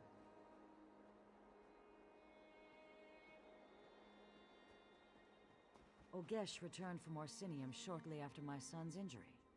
He declared himself a contender, but I'm not sure why. The boy never had brains or ambition. Serving in the Orsinium Guard was my son's suggestion. Shatul needs a chief who looks out for the clan before himself. We have no walls to hide behind, only our wits and our skill herding a Chater. If Ulgesh has neither, I need to know.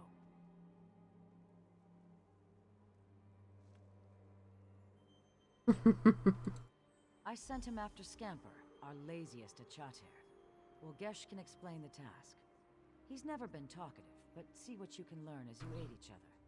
I'll want to speak with you when you return.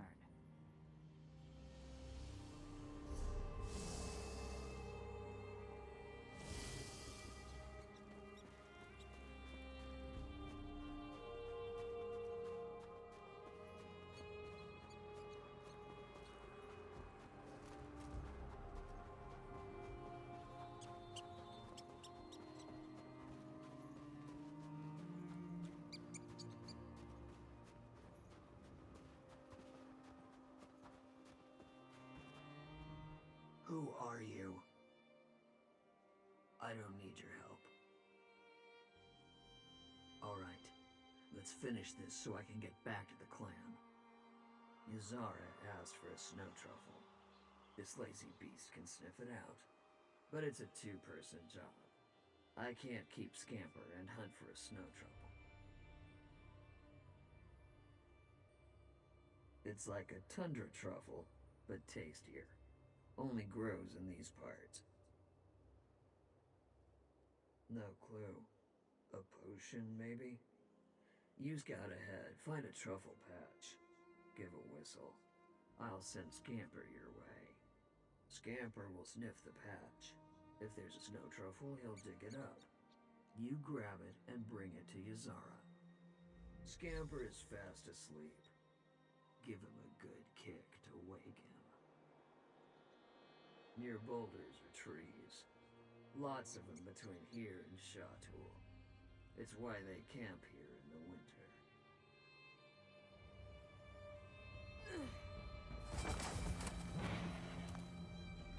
winter. Hmm.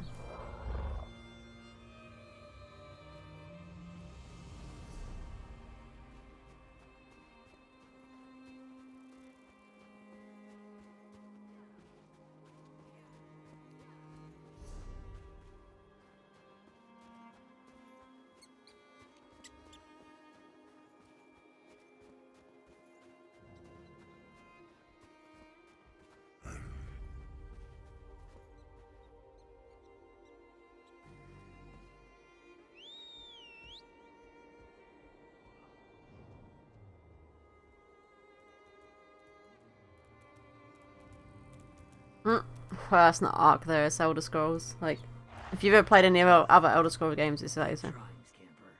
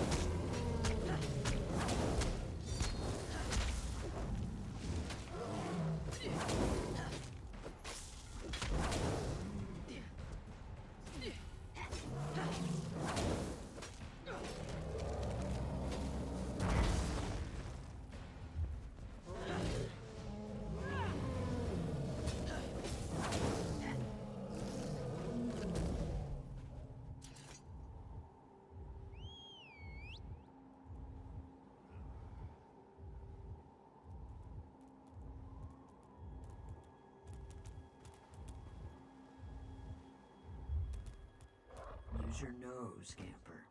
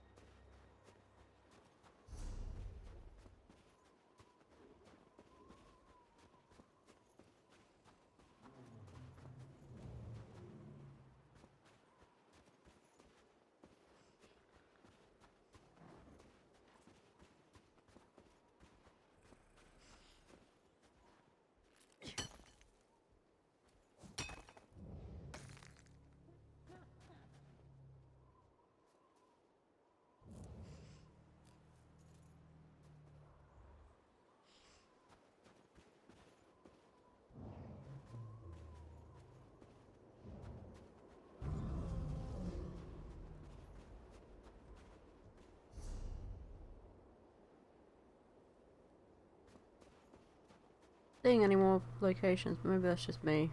I got to just look a bit harder.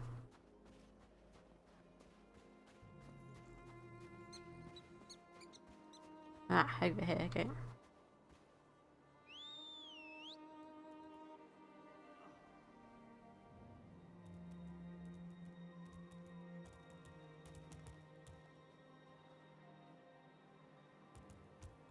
Damn. No snow truffle.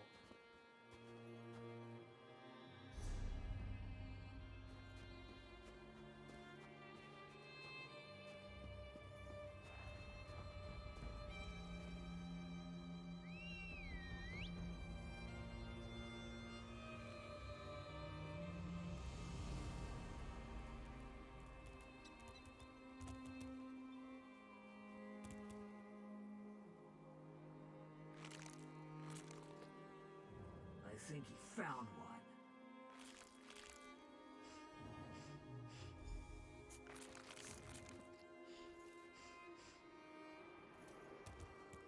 Scamper earned some sleep. Let's get back to Chateau.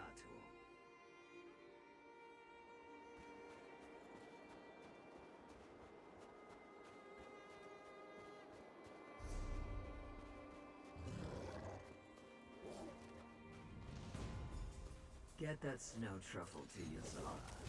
And thanks. I won't forget.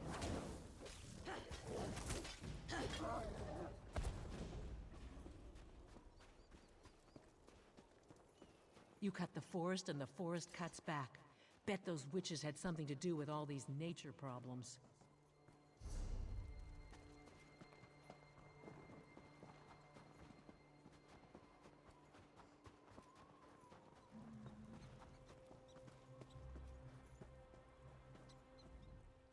Did you find Olgesh? Good. Give it here. Olgesh passed my test. Scamper has always required 2 people to wrangle. For Olgesh to send you back with the snow truffle tells me he learned to master his temper. He'd have tried to kill you, but you slew Urkael the Cleaver.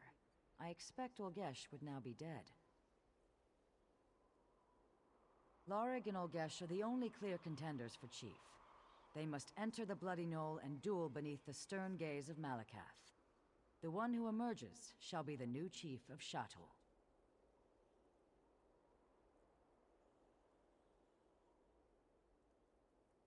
Only an orc can become chief of Shatul, or of any orc clan.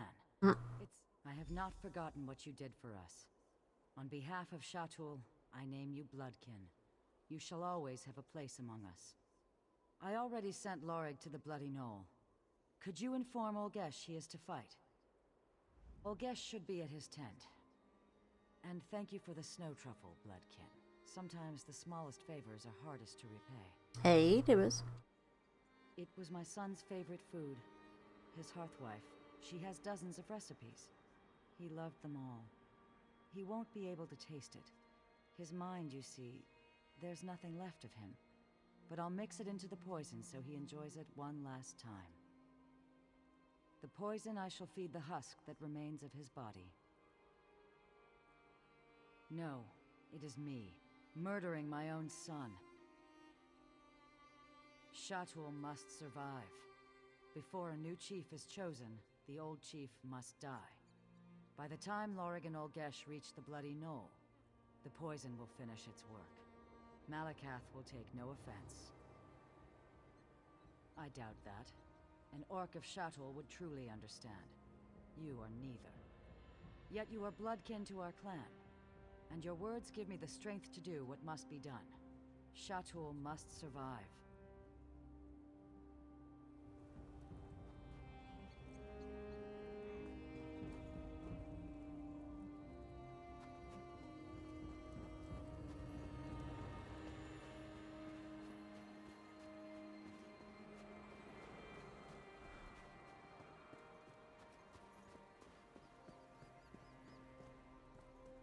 Over here. We need to talk. You looked different from inside Olgesh's helmet. Wait.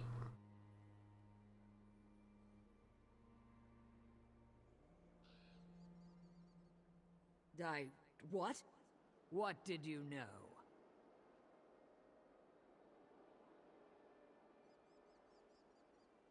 Yes, you're right. How did you know it was me? I see. You seem to know much about me, Snow Truffle. But not everything. A merchant friend keeps me informed of Shatul. When she brought word of my father's injuries, I had to return and contend for chief. Shatul must survive. As an exile, I'm not allowed to enter Shatul. But Olgesh is no exile. I traded him a new set of armor for his old, then returned to my clan. My own grandmother couldn't tell the difference.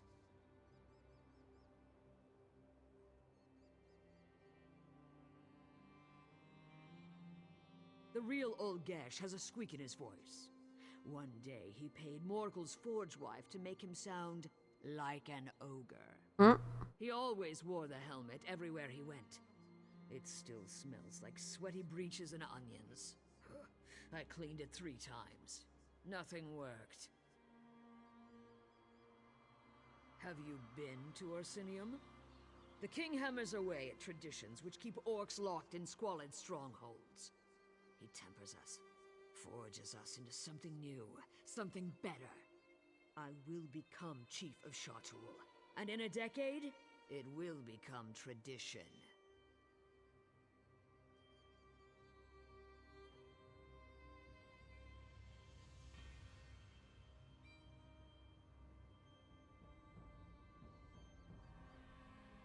Some won't.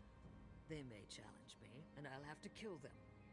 But when any other clan clucks about the Code of Malakath, Shatul will band together as we always do. We'll triple their rate on Echater, a built-in blood price for the disrespect. Mm.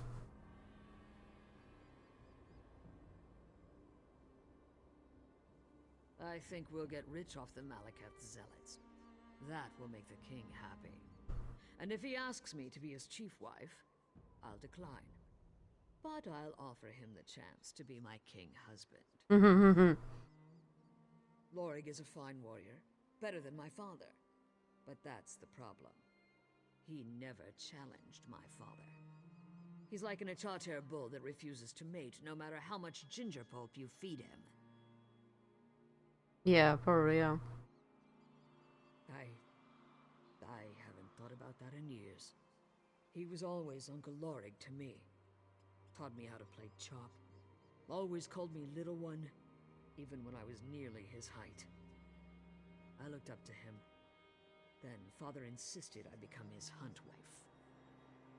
Lorig's heart was never in the match, but refusing would have led to a feud. Father was insufferable. A chief's daughter must bear the clan's burdens. But children are a burden I don't ever plan to bear. Not for the clan, not for anyone. Now I head to the Bloody Knoll.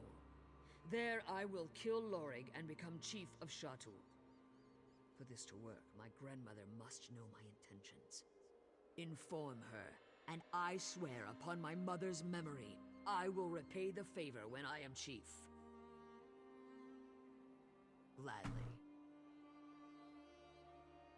Tell her the truth. I don't care if she approves. She will need to prepare the clan for my success. If Malakath disapproves, he can strike me down in the Bloody Knoll. But Shatul must survive. Go. There's little time.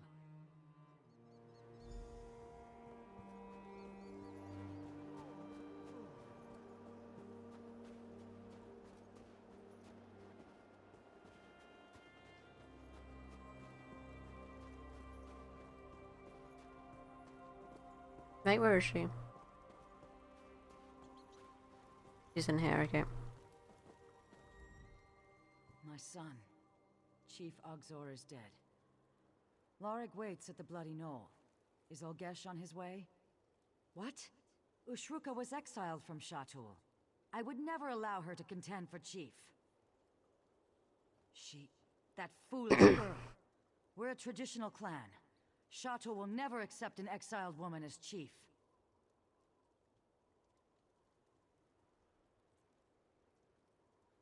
Had she become Lorig's hunt wife as my son wanted, Shatul would have stayed for the wedding. We would have been there when the Reach attacked Lorig's clan. Her selfishness led to their destruction.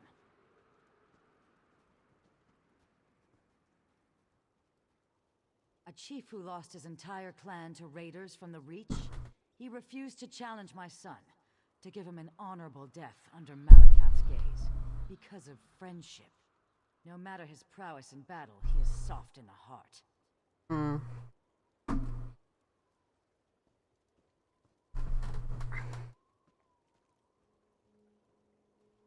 Take this ritual blade. It is flawed at its core, just like Lorig and Ushruka. Replace the blade of the weakest contender.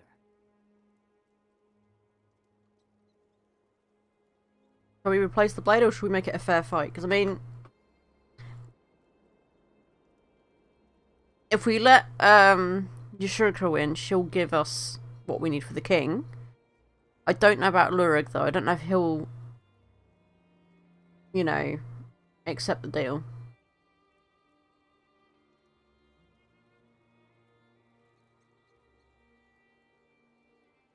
And obviously we can't save and then redo this, so it's kind of like, What do you guys think? Shall we switch the blades, or shall we keep it a fair fight?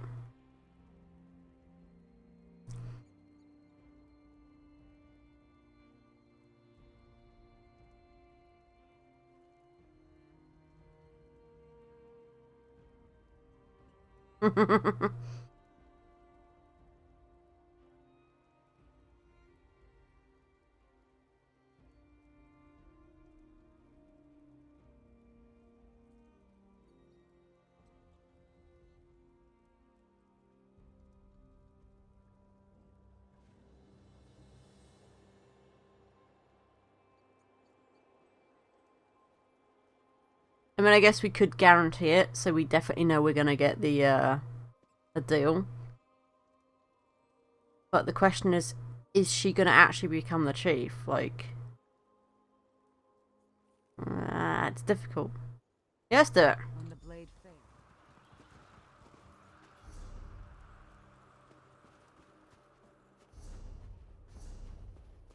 Where's the place they gotta fight? Okay, maybe or something. I don't know. Up here. Okay.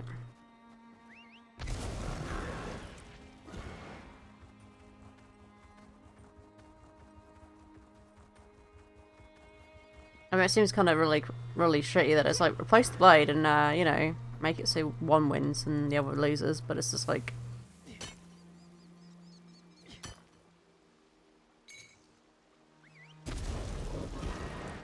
But I guess we can say it's already unfair because it's an exiled person coming back to try and fight. Whereas normally it would be proper clan members doing it.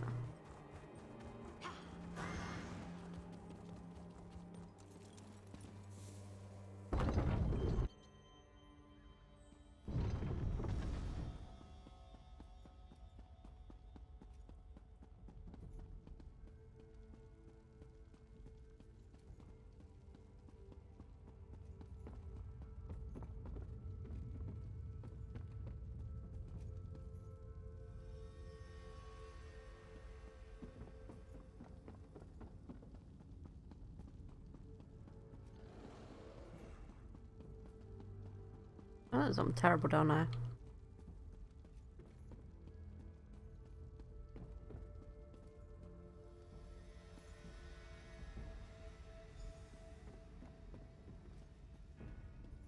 Where do I hide? Anywhere?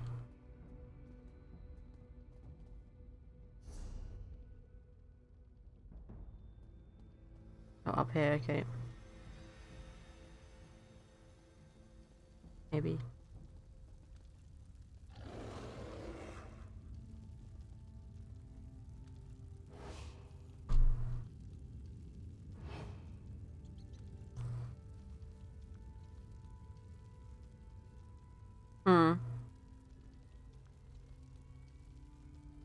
Ashruka? You have to go. If Ulgesh sees you, he'll kill you. Ulgesh is in Orsinium. He sold me his armor before I came to Shatul. No. What have you done? Shatul must survive. Don't hold back, Lorig. Malakath favor the victor.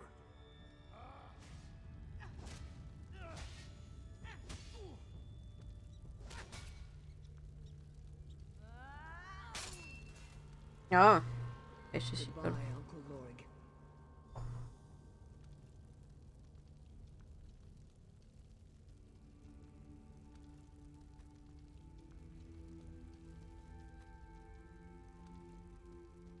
I mean, it's kind of sad to think that, you know, neither one could survive. They have to, like, fight to the death, though.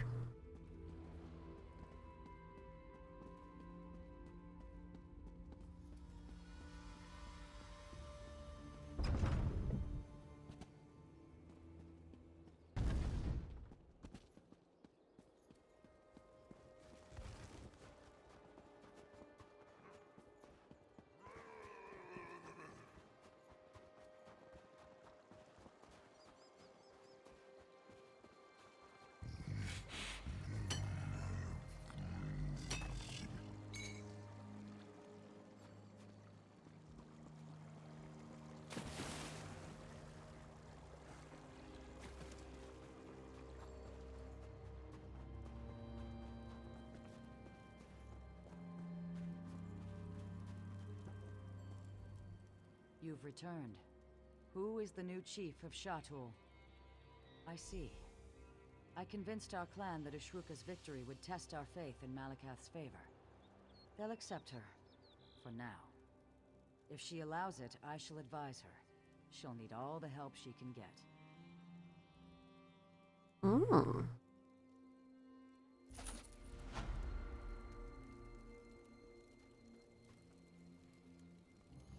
You alone emerge emerge from the bloody This is knoll. not justice. Did you pray to Malakath for your victory? I needed no prayers, only my strength. Then go forth, my chief, and receive your plan.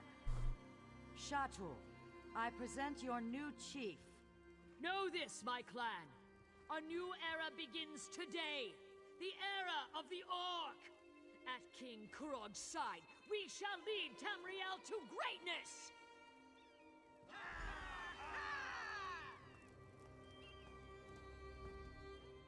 I know the cheers won't last. I'll need to guard against challengers from all sides, to be twice the chief my father was. But for now, this feels good. This feels right. Of course you do. I don't know if I can attend the moot myself. I should stay here until the clan gets used to the idea of me as chief. But you can tell the king that Shatul supports him absolutely. Yeah, but you have to go to the meet because otherwise he'll be really insulted if you don't. What he said. So now we have a new chief. Everyone is ready to forget Chief Ogzor, to ignore his murder. Urkael the Cleaver robbed me of my husband's mind, but Glagosh is to blame. She secretly worships Boethia, the Daedric prince of murder. Her prayers brought about Chief Ogzor's death. I haven't found the proof. I am no longer Hearthwife of Shatul. My husband's life was stolen from me by his huntwife, my own clan sister. I want justice. Try the Giants' camp where Chief Ogzor fell, or Lugbag. Ask what he heard the night before the attack. And search Glagosh's tent. Confront her with anything you find. I want to know what Shatul travels with the Achater. We have no prisons, just the Code of Malakath. If you wrong another in the clan, you have two choices. Pay in gold, or pay in blood. I don't know. Poison, ritual sacrifice, time when she slipped away from the clan. Anything that connects her to Boethia.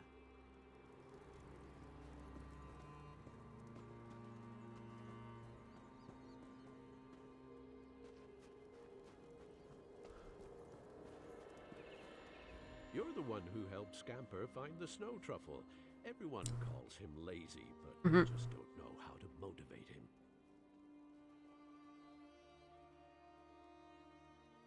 It's nothing. Well, Stubbs went missing. What, it's in pay and blood means they'll probably have to, you know, be killed. Singing. It sounded like Glagosh. Life for a life kind of thing. Listen.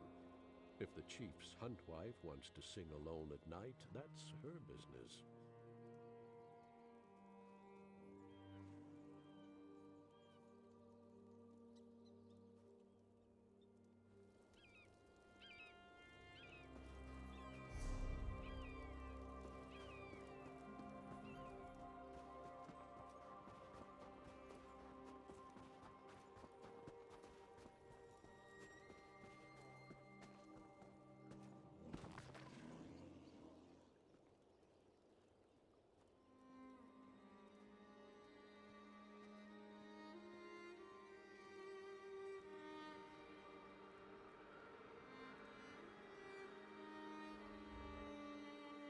Hmm.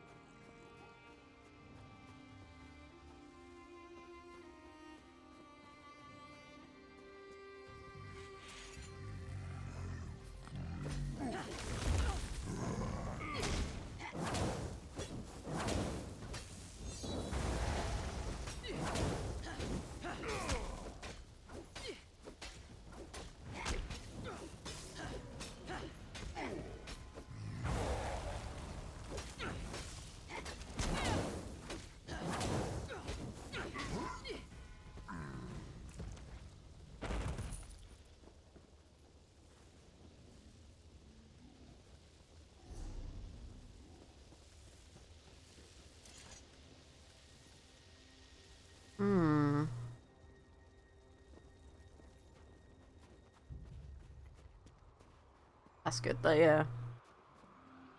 I mean, the symptoms for everyone is kind of really different. Like some people really get a massively hit from it kind of thing. Like it really knocks them back, hits them like broke kind of thing. And then you get some people that don't, like they have symptoms, but it's not as bad kind of thing, I guess.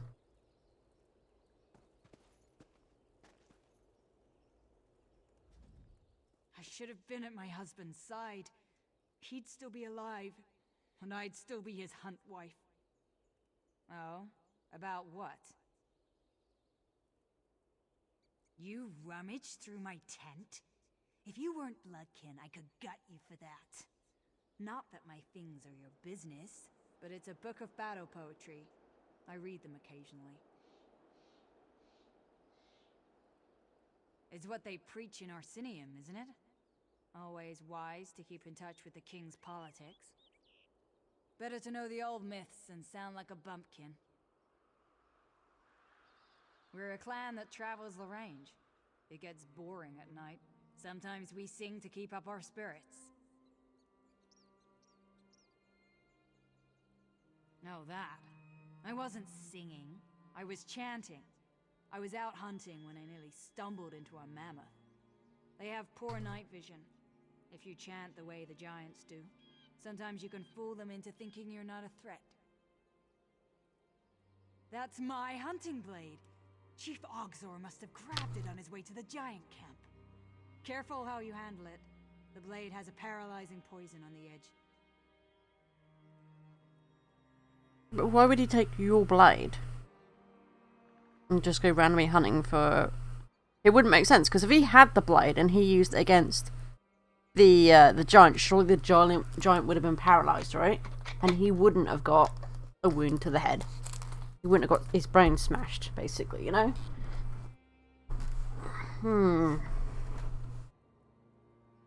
His sword jangles. Lots of little buckles on the scabbard. But mine is quieter than a thief. I bet he didn't want to wake me the morning he was injured. Damned fool, trying to prove himself. Didn't want his hunt wife along to fight the giant. Well, I don't. What is the point of your questions? Yeah, the poor girl is still young. She can't accept that our husband fell in fair combat. There is no conspiracy. Just a good man who fell before his time. Tell her that. I don't know. That seems a bit suspicious.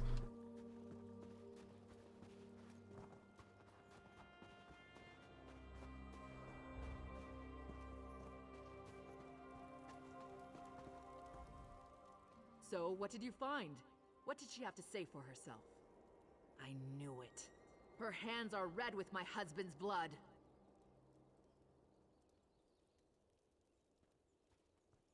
You see, a cultist chants to her Daedric prince, just like the stories. I bet you we've all seen her do that before. Of course she would say that. Followers of Boethia live only to deceive. It was Boethia worship, no matter what she says. Chief, this is enough evidence for me to demand the blood price from Glogosh.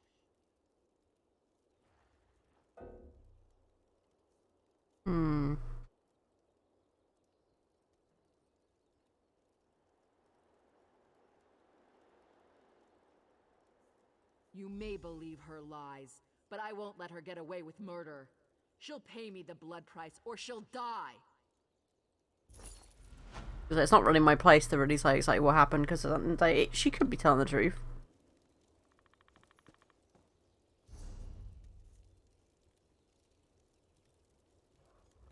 So how do we get a perk in each kind of thing? Oh, that just decreases the stealth thing there.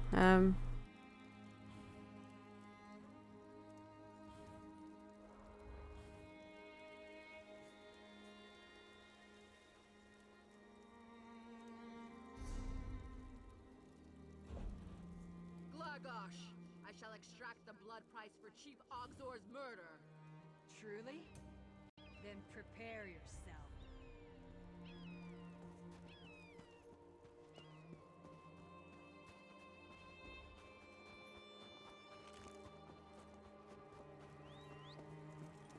Are they gonna fight to the death out here, or are they gonna fight to death in the big place?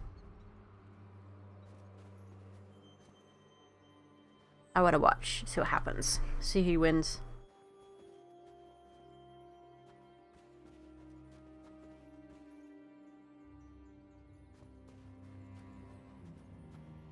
Oh, they disappeared.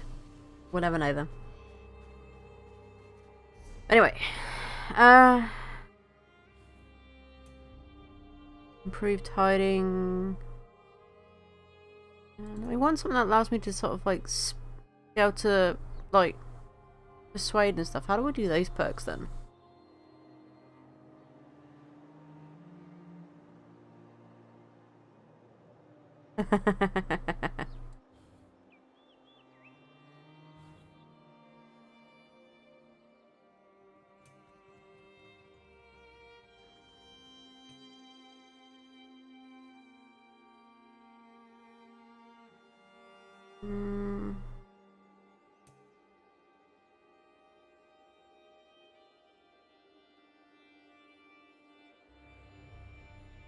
Uh-huh. That might be a good thing to have, like, persuasive will, so that's persuade. We could put one into this so we can intimidate as well.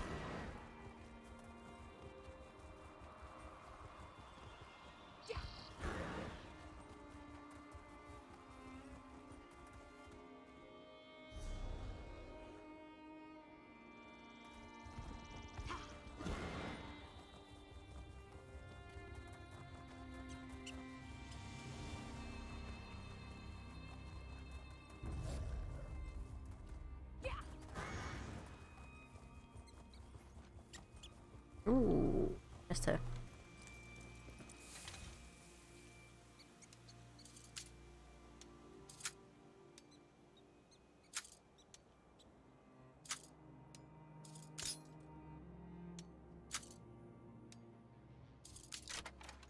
Yeah.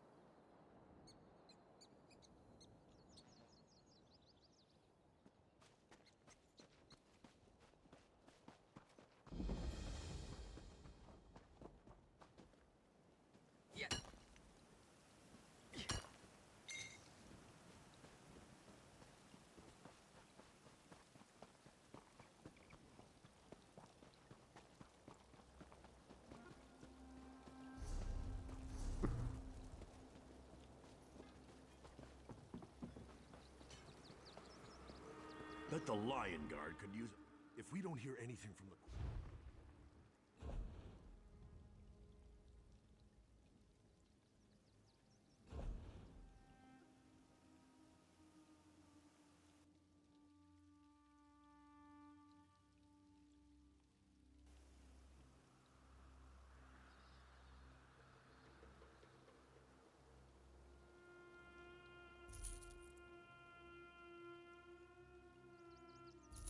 I don't really use any use magic, so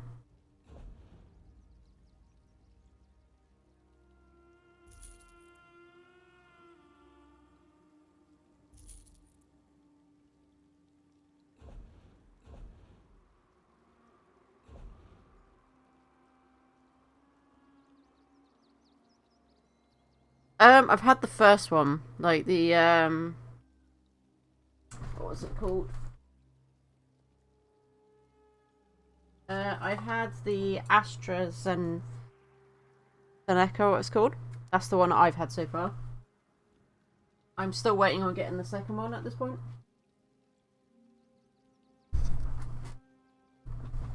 Yeah. They said it's like when you get the first jab, it's like the wait is between 4 to 12 weeks before you get the second one. Yes, that's the one I had, yeah. But I believe I got put on to getting that one because I'm a carer, so, and because I work with because I look after my brother who's considered a vulnerable adult.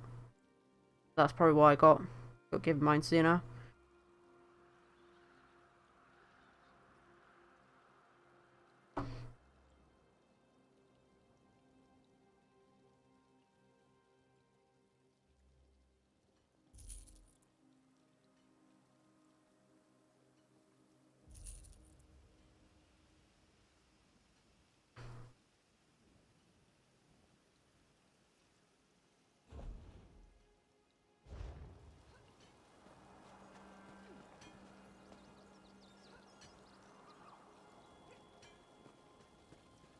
Yeah, I mean, I wouldn't be in the age group that's getting them at the moment, so that's definitely not that. No, it was definitely probably because I'm a carer and everything, so... Because I looked on the NHS system and they said, you know, if you care for someone, then yes, you need to have it done, because, obviously... looking after anyone who's a vulnerable adult, you know, it puts them at risk if you don't have the jab.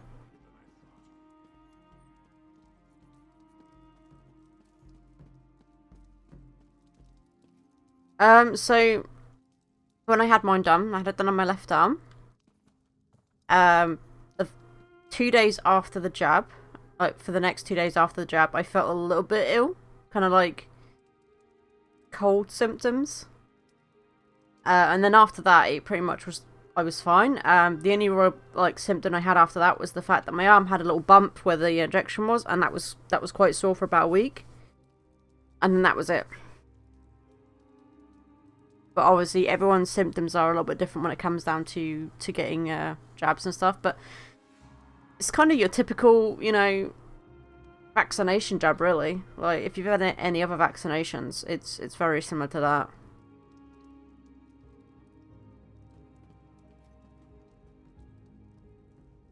Another outsider here to perform tricks for the false king? Bah, go back to Kurog and leave a real clan chief in peace. Yeah, everyone is different, yeah. Because I think my stepdad said when he had it, he didn't really have that much problem with it at all.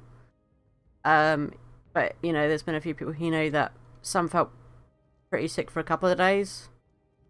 Or, you know, for up to almost half a week kind of thing. But everyone's really different. It depends on how your immune system handles everything, I think.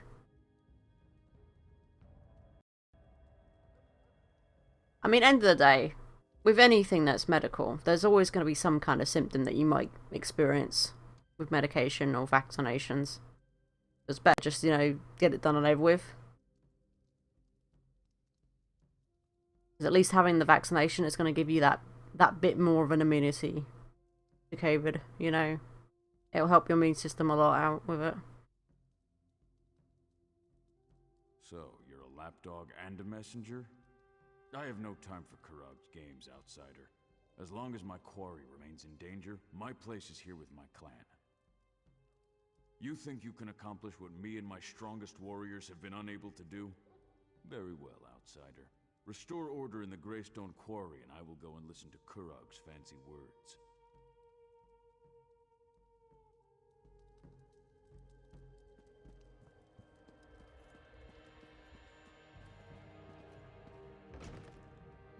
Yeah, me neither. I mean, I'm lucky so far that I haven't caught it, but then to be fair, the second that it got kind of reported in the UK of like happening a lot. I mean, I don't go out that much anyway. The only time I ever really went out was to go do my volunteer job, but I'd already quit my volunteer job like a month before it was really, you know, made aware of COVID. So at that point, I was like, you know what? I'm gonna stay in unless I really, really have to go out and get anything. If I have to go out and get anything. At the time, I didn't have a mask, so I used my scarf as like a temporary mask kind of thing. I'd wear gloves. I'd use, you know, soap and wash my hands, hand sanitizer that I already had in the house, and just kind of kept smart about it, you know, and just from day one of it, pretty much just even up to now, I still treat it as though, you know, we're still at that point of day one. I'm not going to suddenly think, oh, just because everyone's getting a jab and all this stuff and lockdowns coming up, that I'm going to suddenly be like, oh yeah, let's just go around and just, you know, go back to how things exactly were. And I was like, no. This is still going to be around for a while, and we need to be smart about it. I mean, when I was wearing gloves and scarf, what I'd do as soon as I got home, I'd put them straight in the washing machine and wash them. So that would make sure they're clean and everything. You know, wash hands and stuff.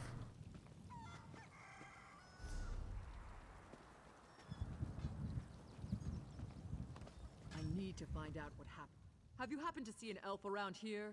Tall, spindly, talks way too much for his own good. Oh yeah, no, I wear glasses too. I have the exact same problem. Like, no matter how you try to fit the mask, you always get some of your breath go up into the glasses and steam up. And I can't not wear my glasses, if it makes sense. Like, I can't see without them. Like, I can see short distance, like very short, but not very far away. Like, I have short eyesight, so it's kind of like, if I was to hold my arm out, and then, you know, so if I'm saying stop or halt to someone, that's as far as I can actually see without my glasses on. Any further past that, it's a blur. So it's kind of like, yeah, no, I can't not wear my glasses if I'm wearing a mask. It's really difficult.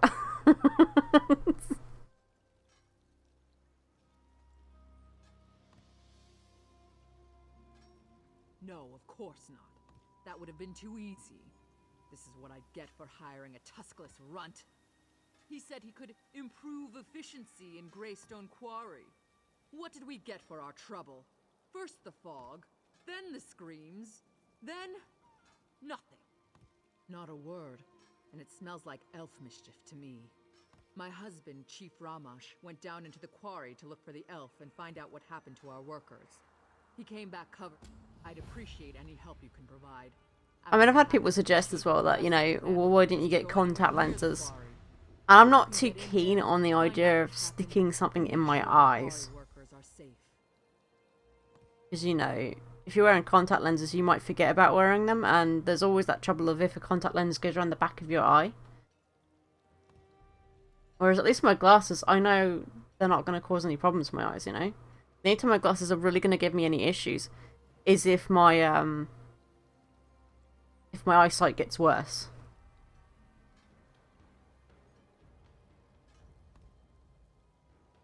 And plus, I think, like, wearing glasses so long, it's become, like, a real second nature of having them now. I think it feels so weird not to have glasses.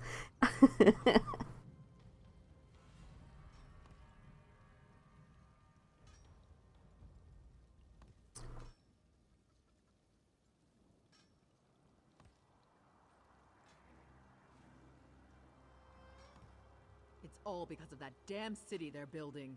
The king needs stone for Orsinium's walls, for its keeps, for its damn towers. I don't know where Quarry Overseer Yadurl found the elf, but he claimed he could increase our production tenfold. Oh, I've been wearing glasses since I was 11, I think. When I first started having to wear glasses.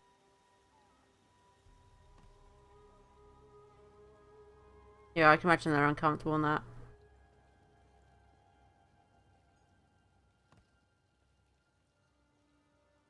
That's the fact that you have to put them in and then you've got to take them out carefully as well and all that jazz. And I just think it's such a hassle. Why not just... Glasses are just so much more easier and convenient, you know?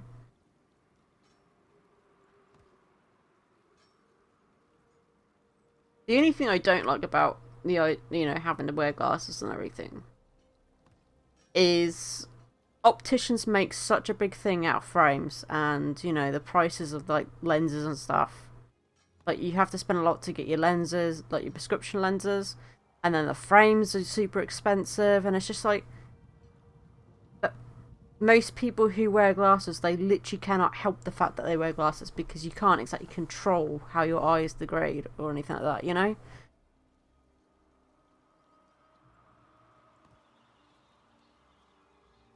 I mean, I'm quite lucky that at the moment I'm covered by the NHS, so my prescriptions are free, but every time I go for like a checkup, I get worried because they're like, if you come in for a free checkup, if there's no changes, we charge you.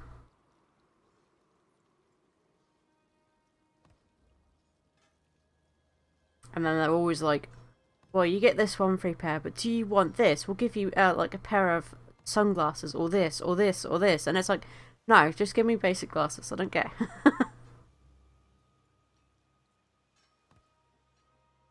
Typical elf. Too clever for his own good. All tricks and hasty maneuvers. But our clan depends on the quarry. It's our livelihood. If we can't determine what happened down there and fix it, the Tumnash clan is finished. I do have a pair of sunglasses from like a previous prescription.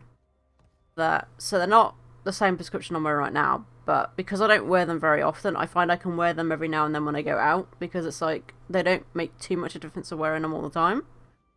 So I'm like, yeah, I'm not gonna bother getting another prescription pair if I don't really use them. If I use them a lot, then yes, I probably would get another prescription pair, but it's not worth the money, really.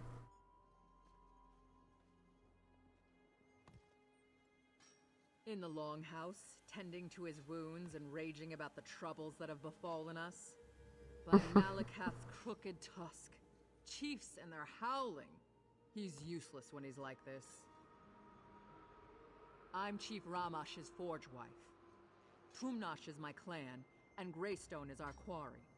These recent troubles, on top of the pressure to provide more stone for Orsinium, are beginning to take a toll on us. I tell you, it's enough to make Malakath weep.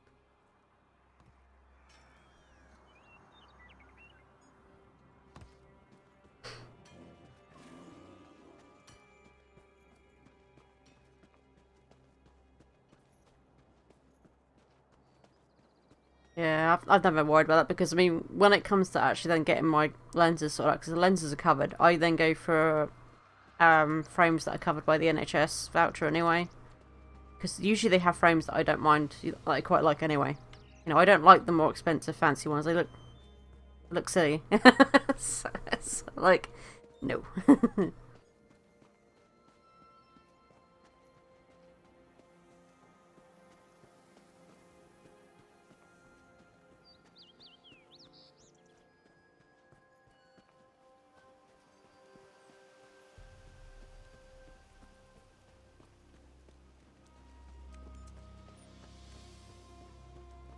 Shadows. Shadows in the fog.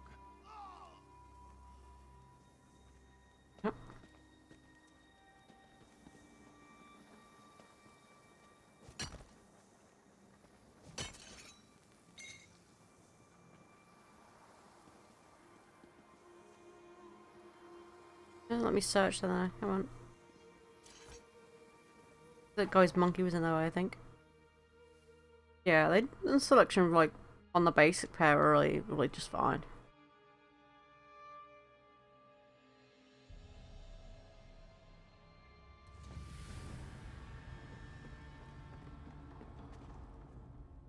doing down here?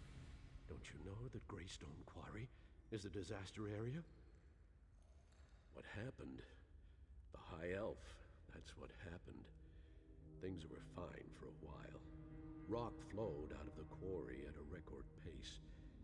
But then we broke into a cavity and the elf insisted on exploring it. That's when the fog began to roll out of the hole. It was fog, thick as stew it was. Chief Ramash and Huntwife Bulgar decided to enter the quarry and find out what happened to the elf and the workers. We went with them. Exactly. Worst decision I ever made. We entered the fog, but we weren't alone in there. There were shadows, things in the fog. We were attacked. I saw the chief run out, covered in blood. Bulgar's still down there, looking for her daughter. Last we knew, she was with the elf. Find the Huntwife and her daughter, and kill as many of those things as you can. But the elf, save the elf for me. Like I said, it was dark, foggy. Couldn't make out anything except shapes, shadows in the fog. Even though I couldn't see them clearly, I could hear them clanging around, skittering on sharp claws, and they moved fast, like lightning. We just entered the cavity when I noticed the strange pipes on the walls. If I had to guess, it was the steam coming out of those pipes that created the fog. Made it impossible for us to see, let alone fight. Sounds like I'm a big dwarven area. Trouble, though.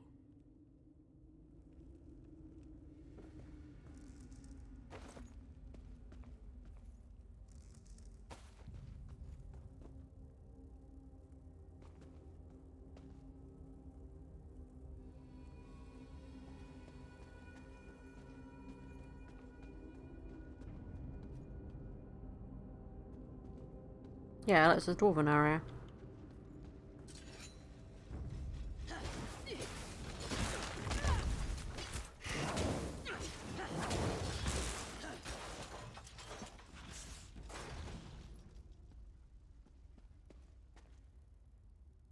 This will seem in so a bit easier.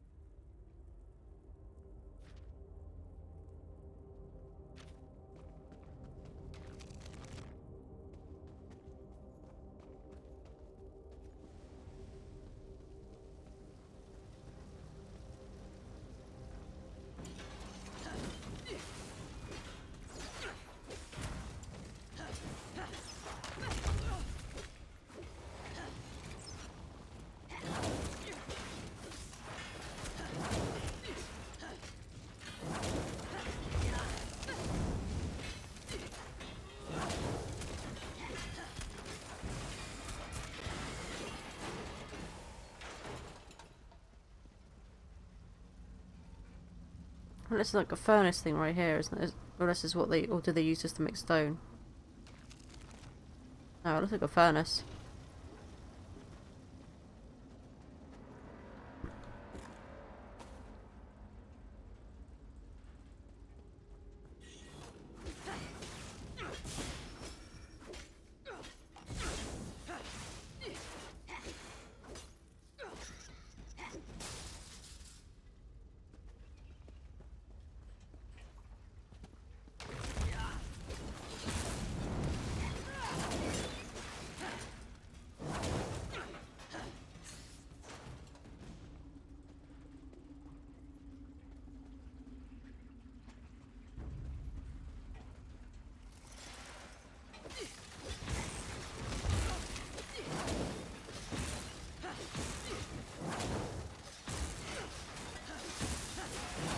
Where the fuck are these all dropping from?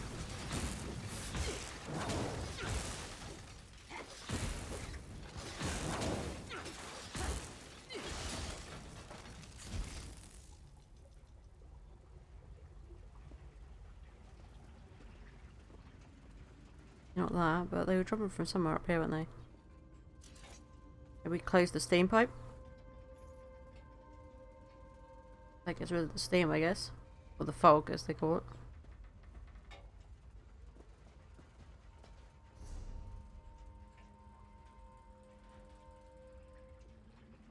I think we're not going to be able to go this way because there's a locked door, right? Or it only opens from the other side.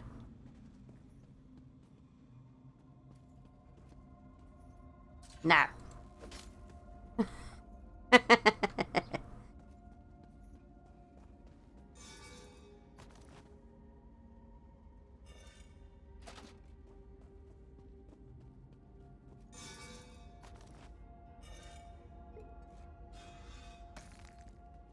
Yeah, we have to open it from the other side, of course. The usual.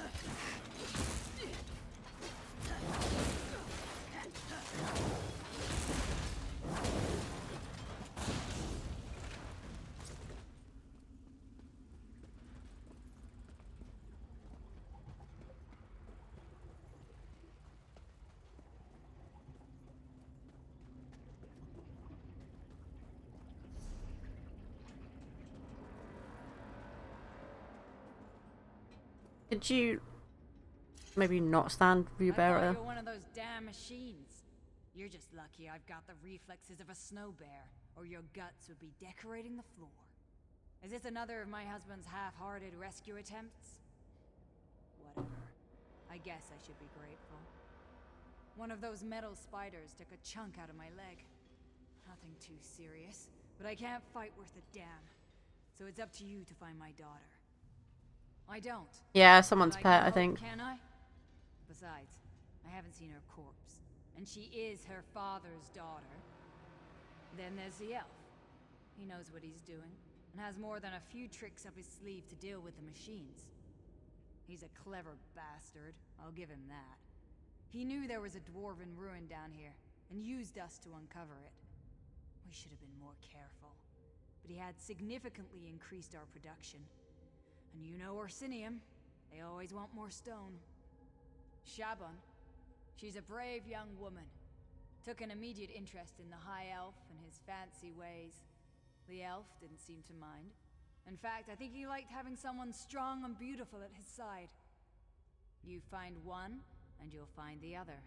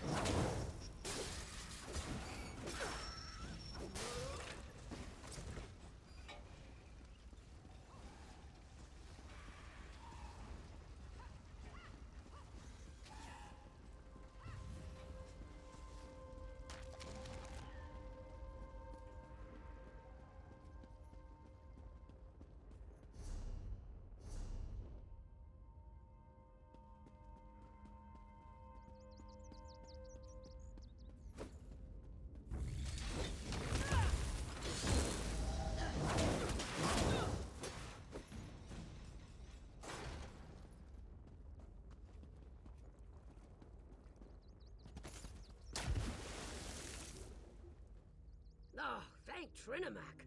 You're not one of those dwarven dwemer things. But what are you doing down here? Did you come to help me escape from this damn quarry? Our quarry, sure. But the dwarves carved out this quarry centuries ago. It looks like they started down here and were working their way up. But don't ask me what they used the stone for. I don't want to think about that. He told me to stay here while he went to investigate the central structure. He used his control rod to walk right past the machines. Yeah. Apparently its protection doesn't extend to anyone else. That's what I get for trying to help an elf. Of course.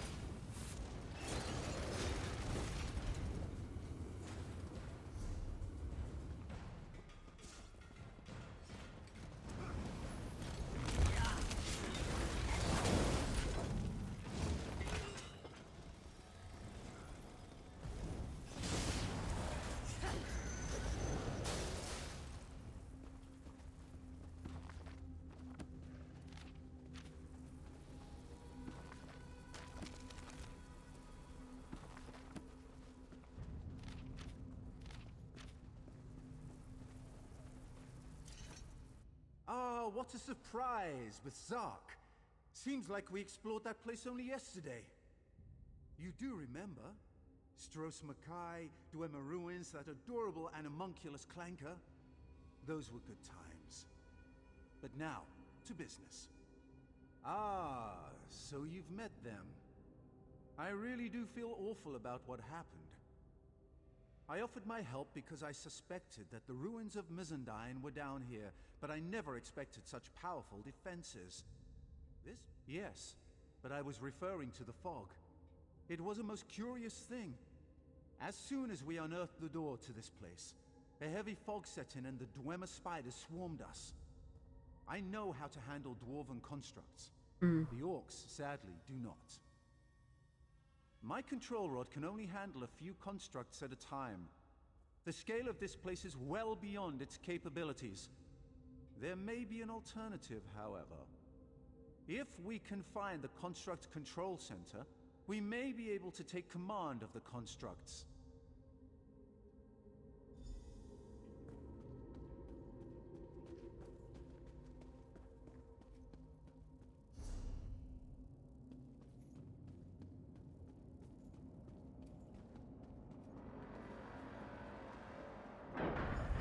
This is unexpected.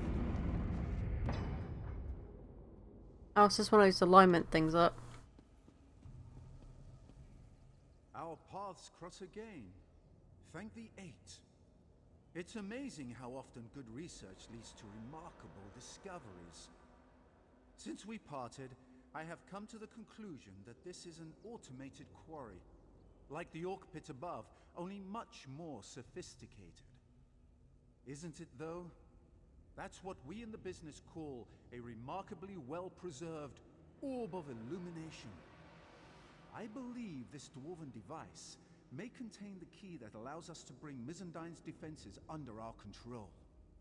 Think of the device as a gigantic combination lock. These emitters shine light upward towards the various lenses attached to the rings. If you rotate the lenses to a specific orientation, the device should unlock. Trial and error, like any other scientific endeavor.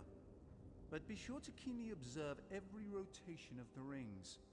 That's the key to our success. We can manipulate the 3 kinetic resonators to adjust the lenses and rotate the rings. Follow me. Okay, yeah, well.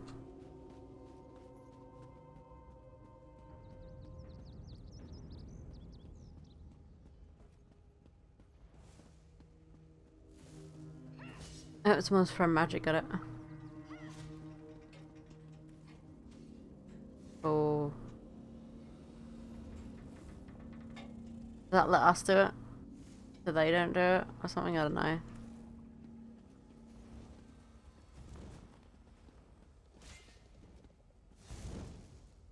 Kinetic resonator.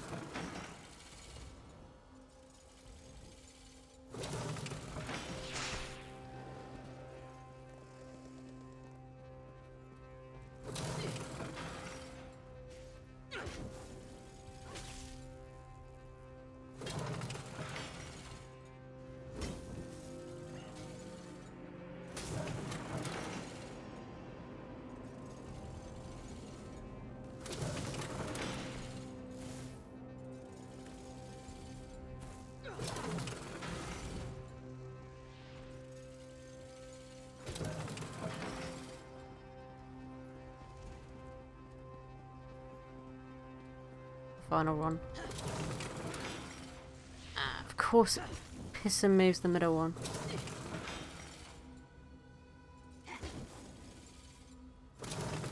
Where's the middle ring anyway? Is it not moving?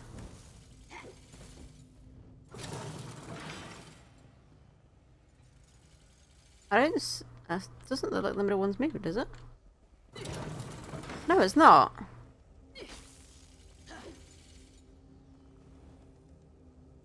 Oh no, I think I know what's going on here. We have to move. The middle one I think only moves with this one, but looks of it. So we need to adjust the middle one first, I think.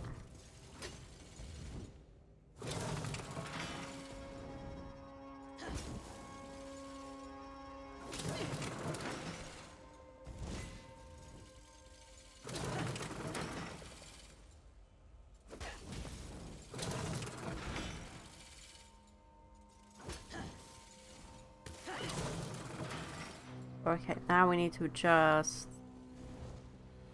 this one?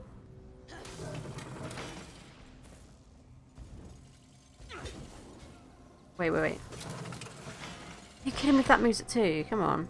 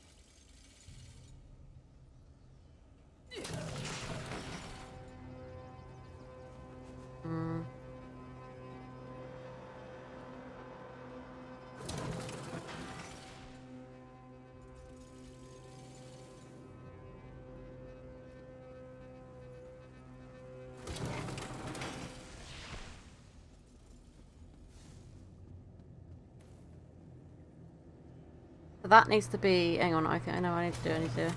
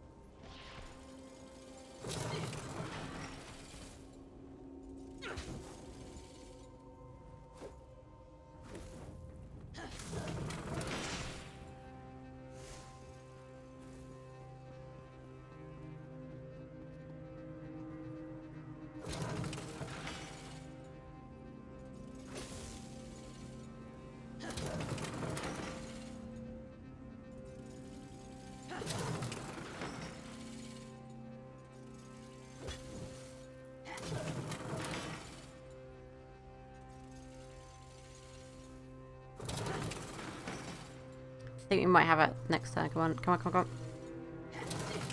Yeah, there we go. Excellent. This should allow me to control the dwarven constructs. Fascinating.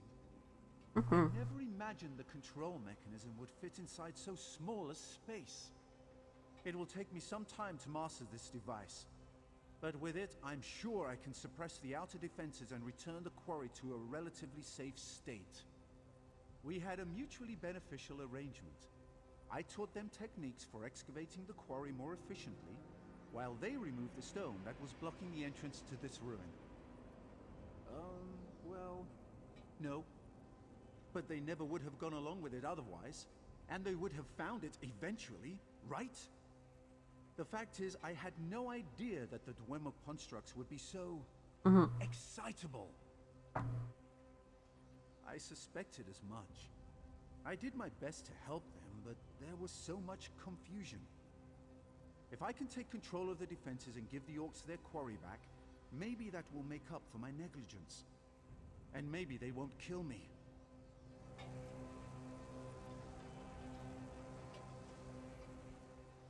Fascinating.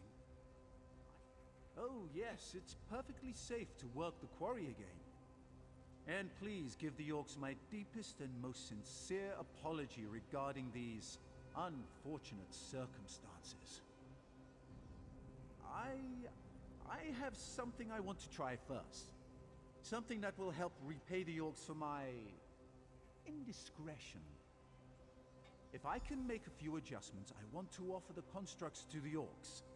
I'm sure they'll make excellent workers. I'll join you up above shortly.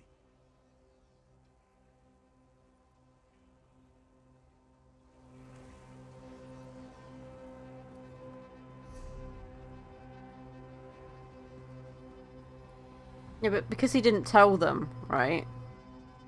They were like innocent orc lives lost. So I still don't think they're going to be too particularly happy with him and go, oh yeah, sure, you know, we'll take the constructs because, yeah, that's compensation for you causing some of our orcs to die.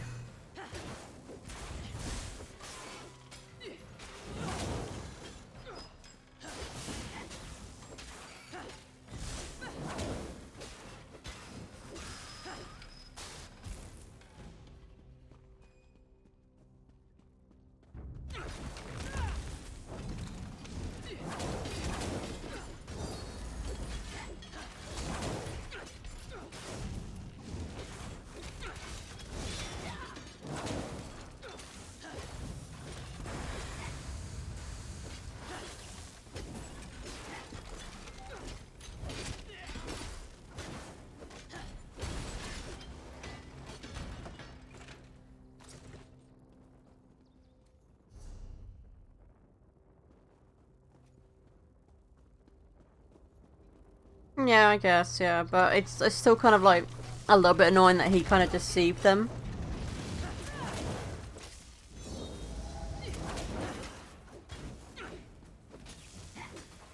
The thing I want to know is, what does he get out of it? You know, what exactly does he get from finding this location? Other than he gets the give the control over the orcs. It's kind of a bit, you know.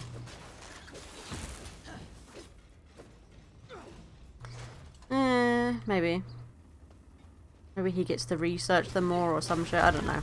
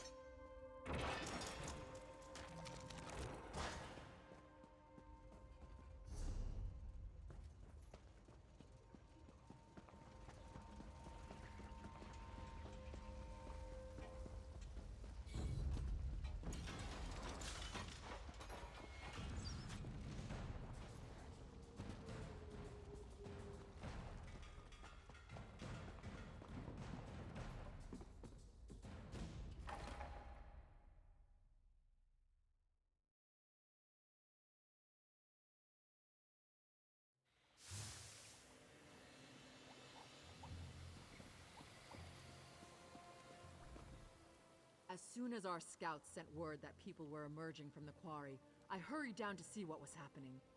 So, where's that damned elf and what did he do? Dwarves? That's the last thing I expected. From the stories I've heard, things involving ancient ruins and dwarves never turn out well. Then the elf survived? Perfect! That means I still get to wring his scrawny neck. Wait a moment. What's that sound? Troll dung, it's the constructs! The damn elf betrayed us! To arms, my clanmates! Let's show this mad elf what we think of his dwarven army.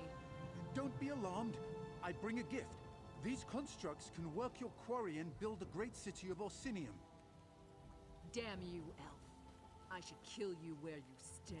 What did I say? Please, my friend, make her see reason. He got half my workers killed, and now he insults us as well? The elf's blood price is steep, and he's going to pay it very slowly. Greystone Quarry belongs to Clan Tumnosh. It should be worked by Clan Tumnosh, not those metal monsters. As long as one Tumnosh lives, we'll extract stone from this quarry just the way Malakath intended. With orc sweat and orc muscle. We dishonor ourselves and our ancestors if we sat back and let machines do all the work for us. It figures that an elf would come up with such a disgraceful and dastardly plan. Their worth is considerable, and we'd be able to keep our quotas as we build back up. You're right. Thank you for letting me see beyond my rage.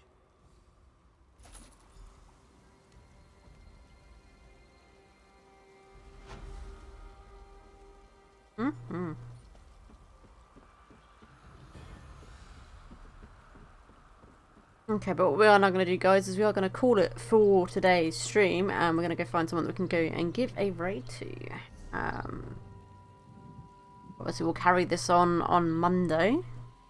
Let's see, who is it we can go and give a raid to today?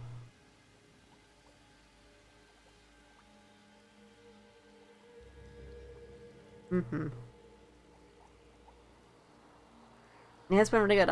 I do like Elder Scrolls. Elder Scrolls as like his game series is really, really good. Like, I do enjoy them quite a lot. So, I definitely recommend playing the Elder Scrolls series. Like, if not Elder Scrolls Online, then maybe Skyrim or Oblivion or the other ones, you know? Okay, so we're going to give Fibro Wolf a raid today. He's currently playing some Minecraft. So yeah, I hope you guys have enjoyed today's stream, and the next stream is going to be on Monday, so we'll see you guys then. Bye guys.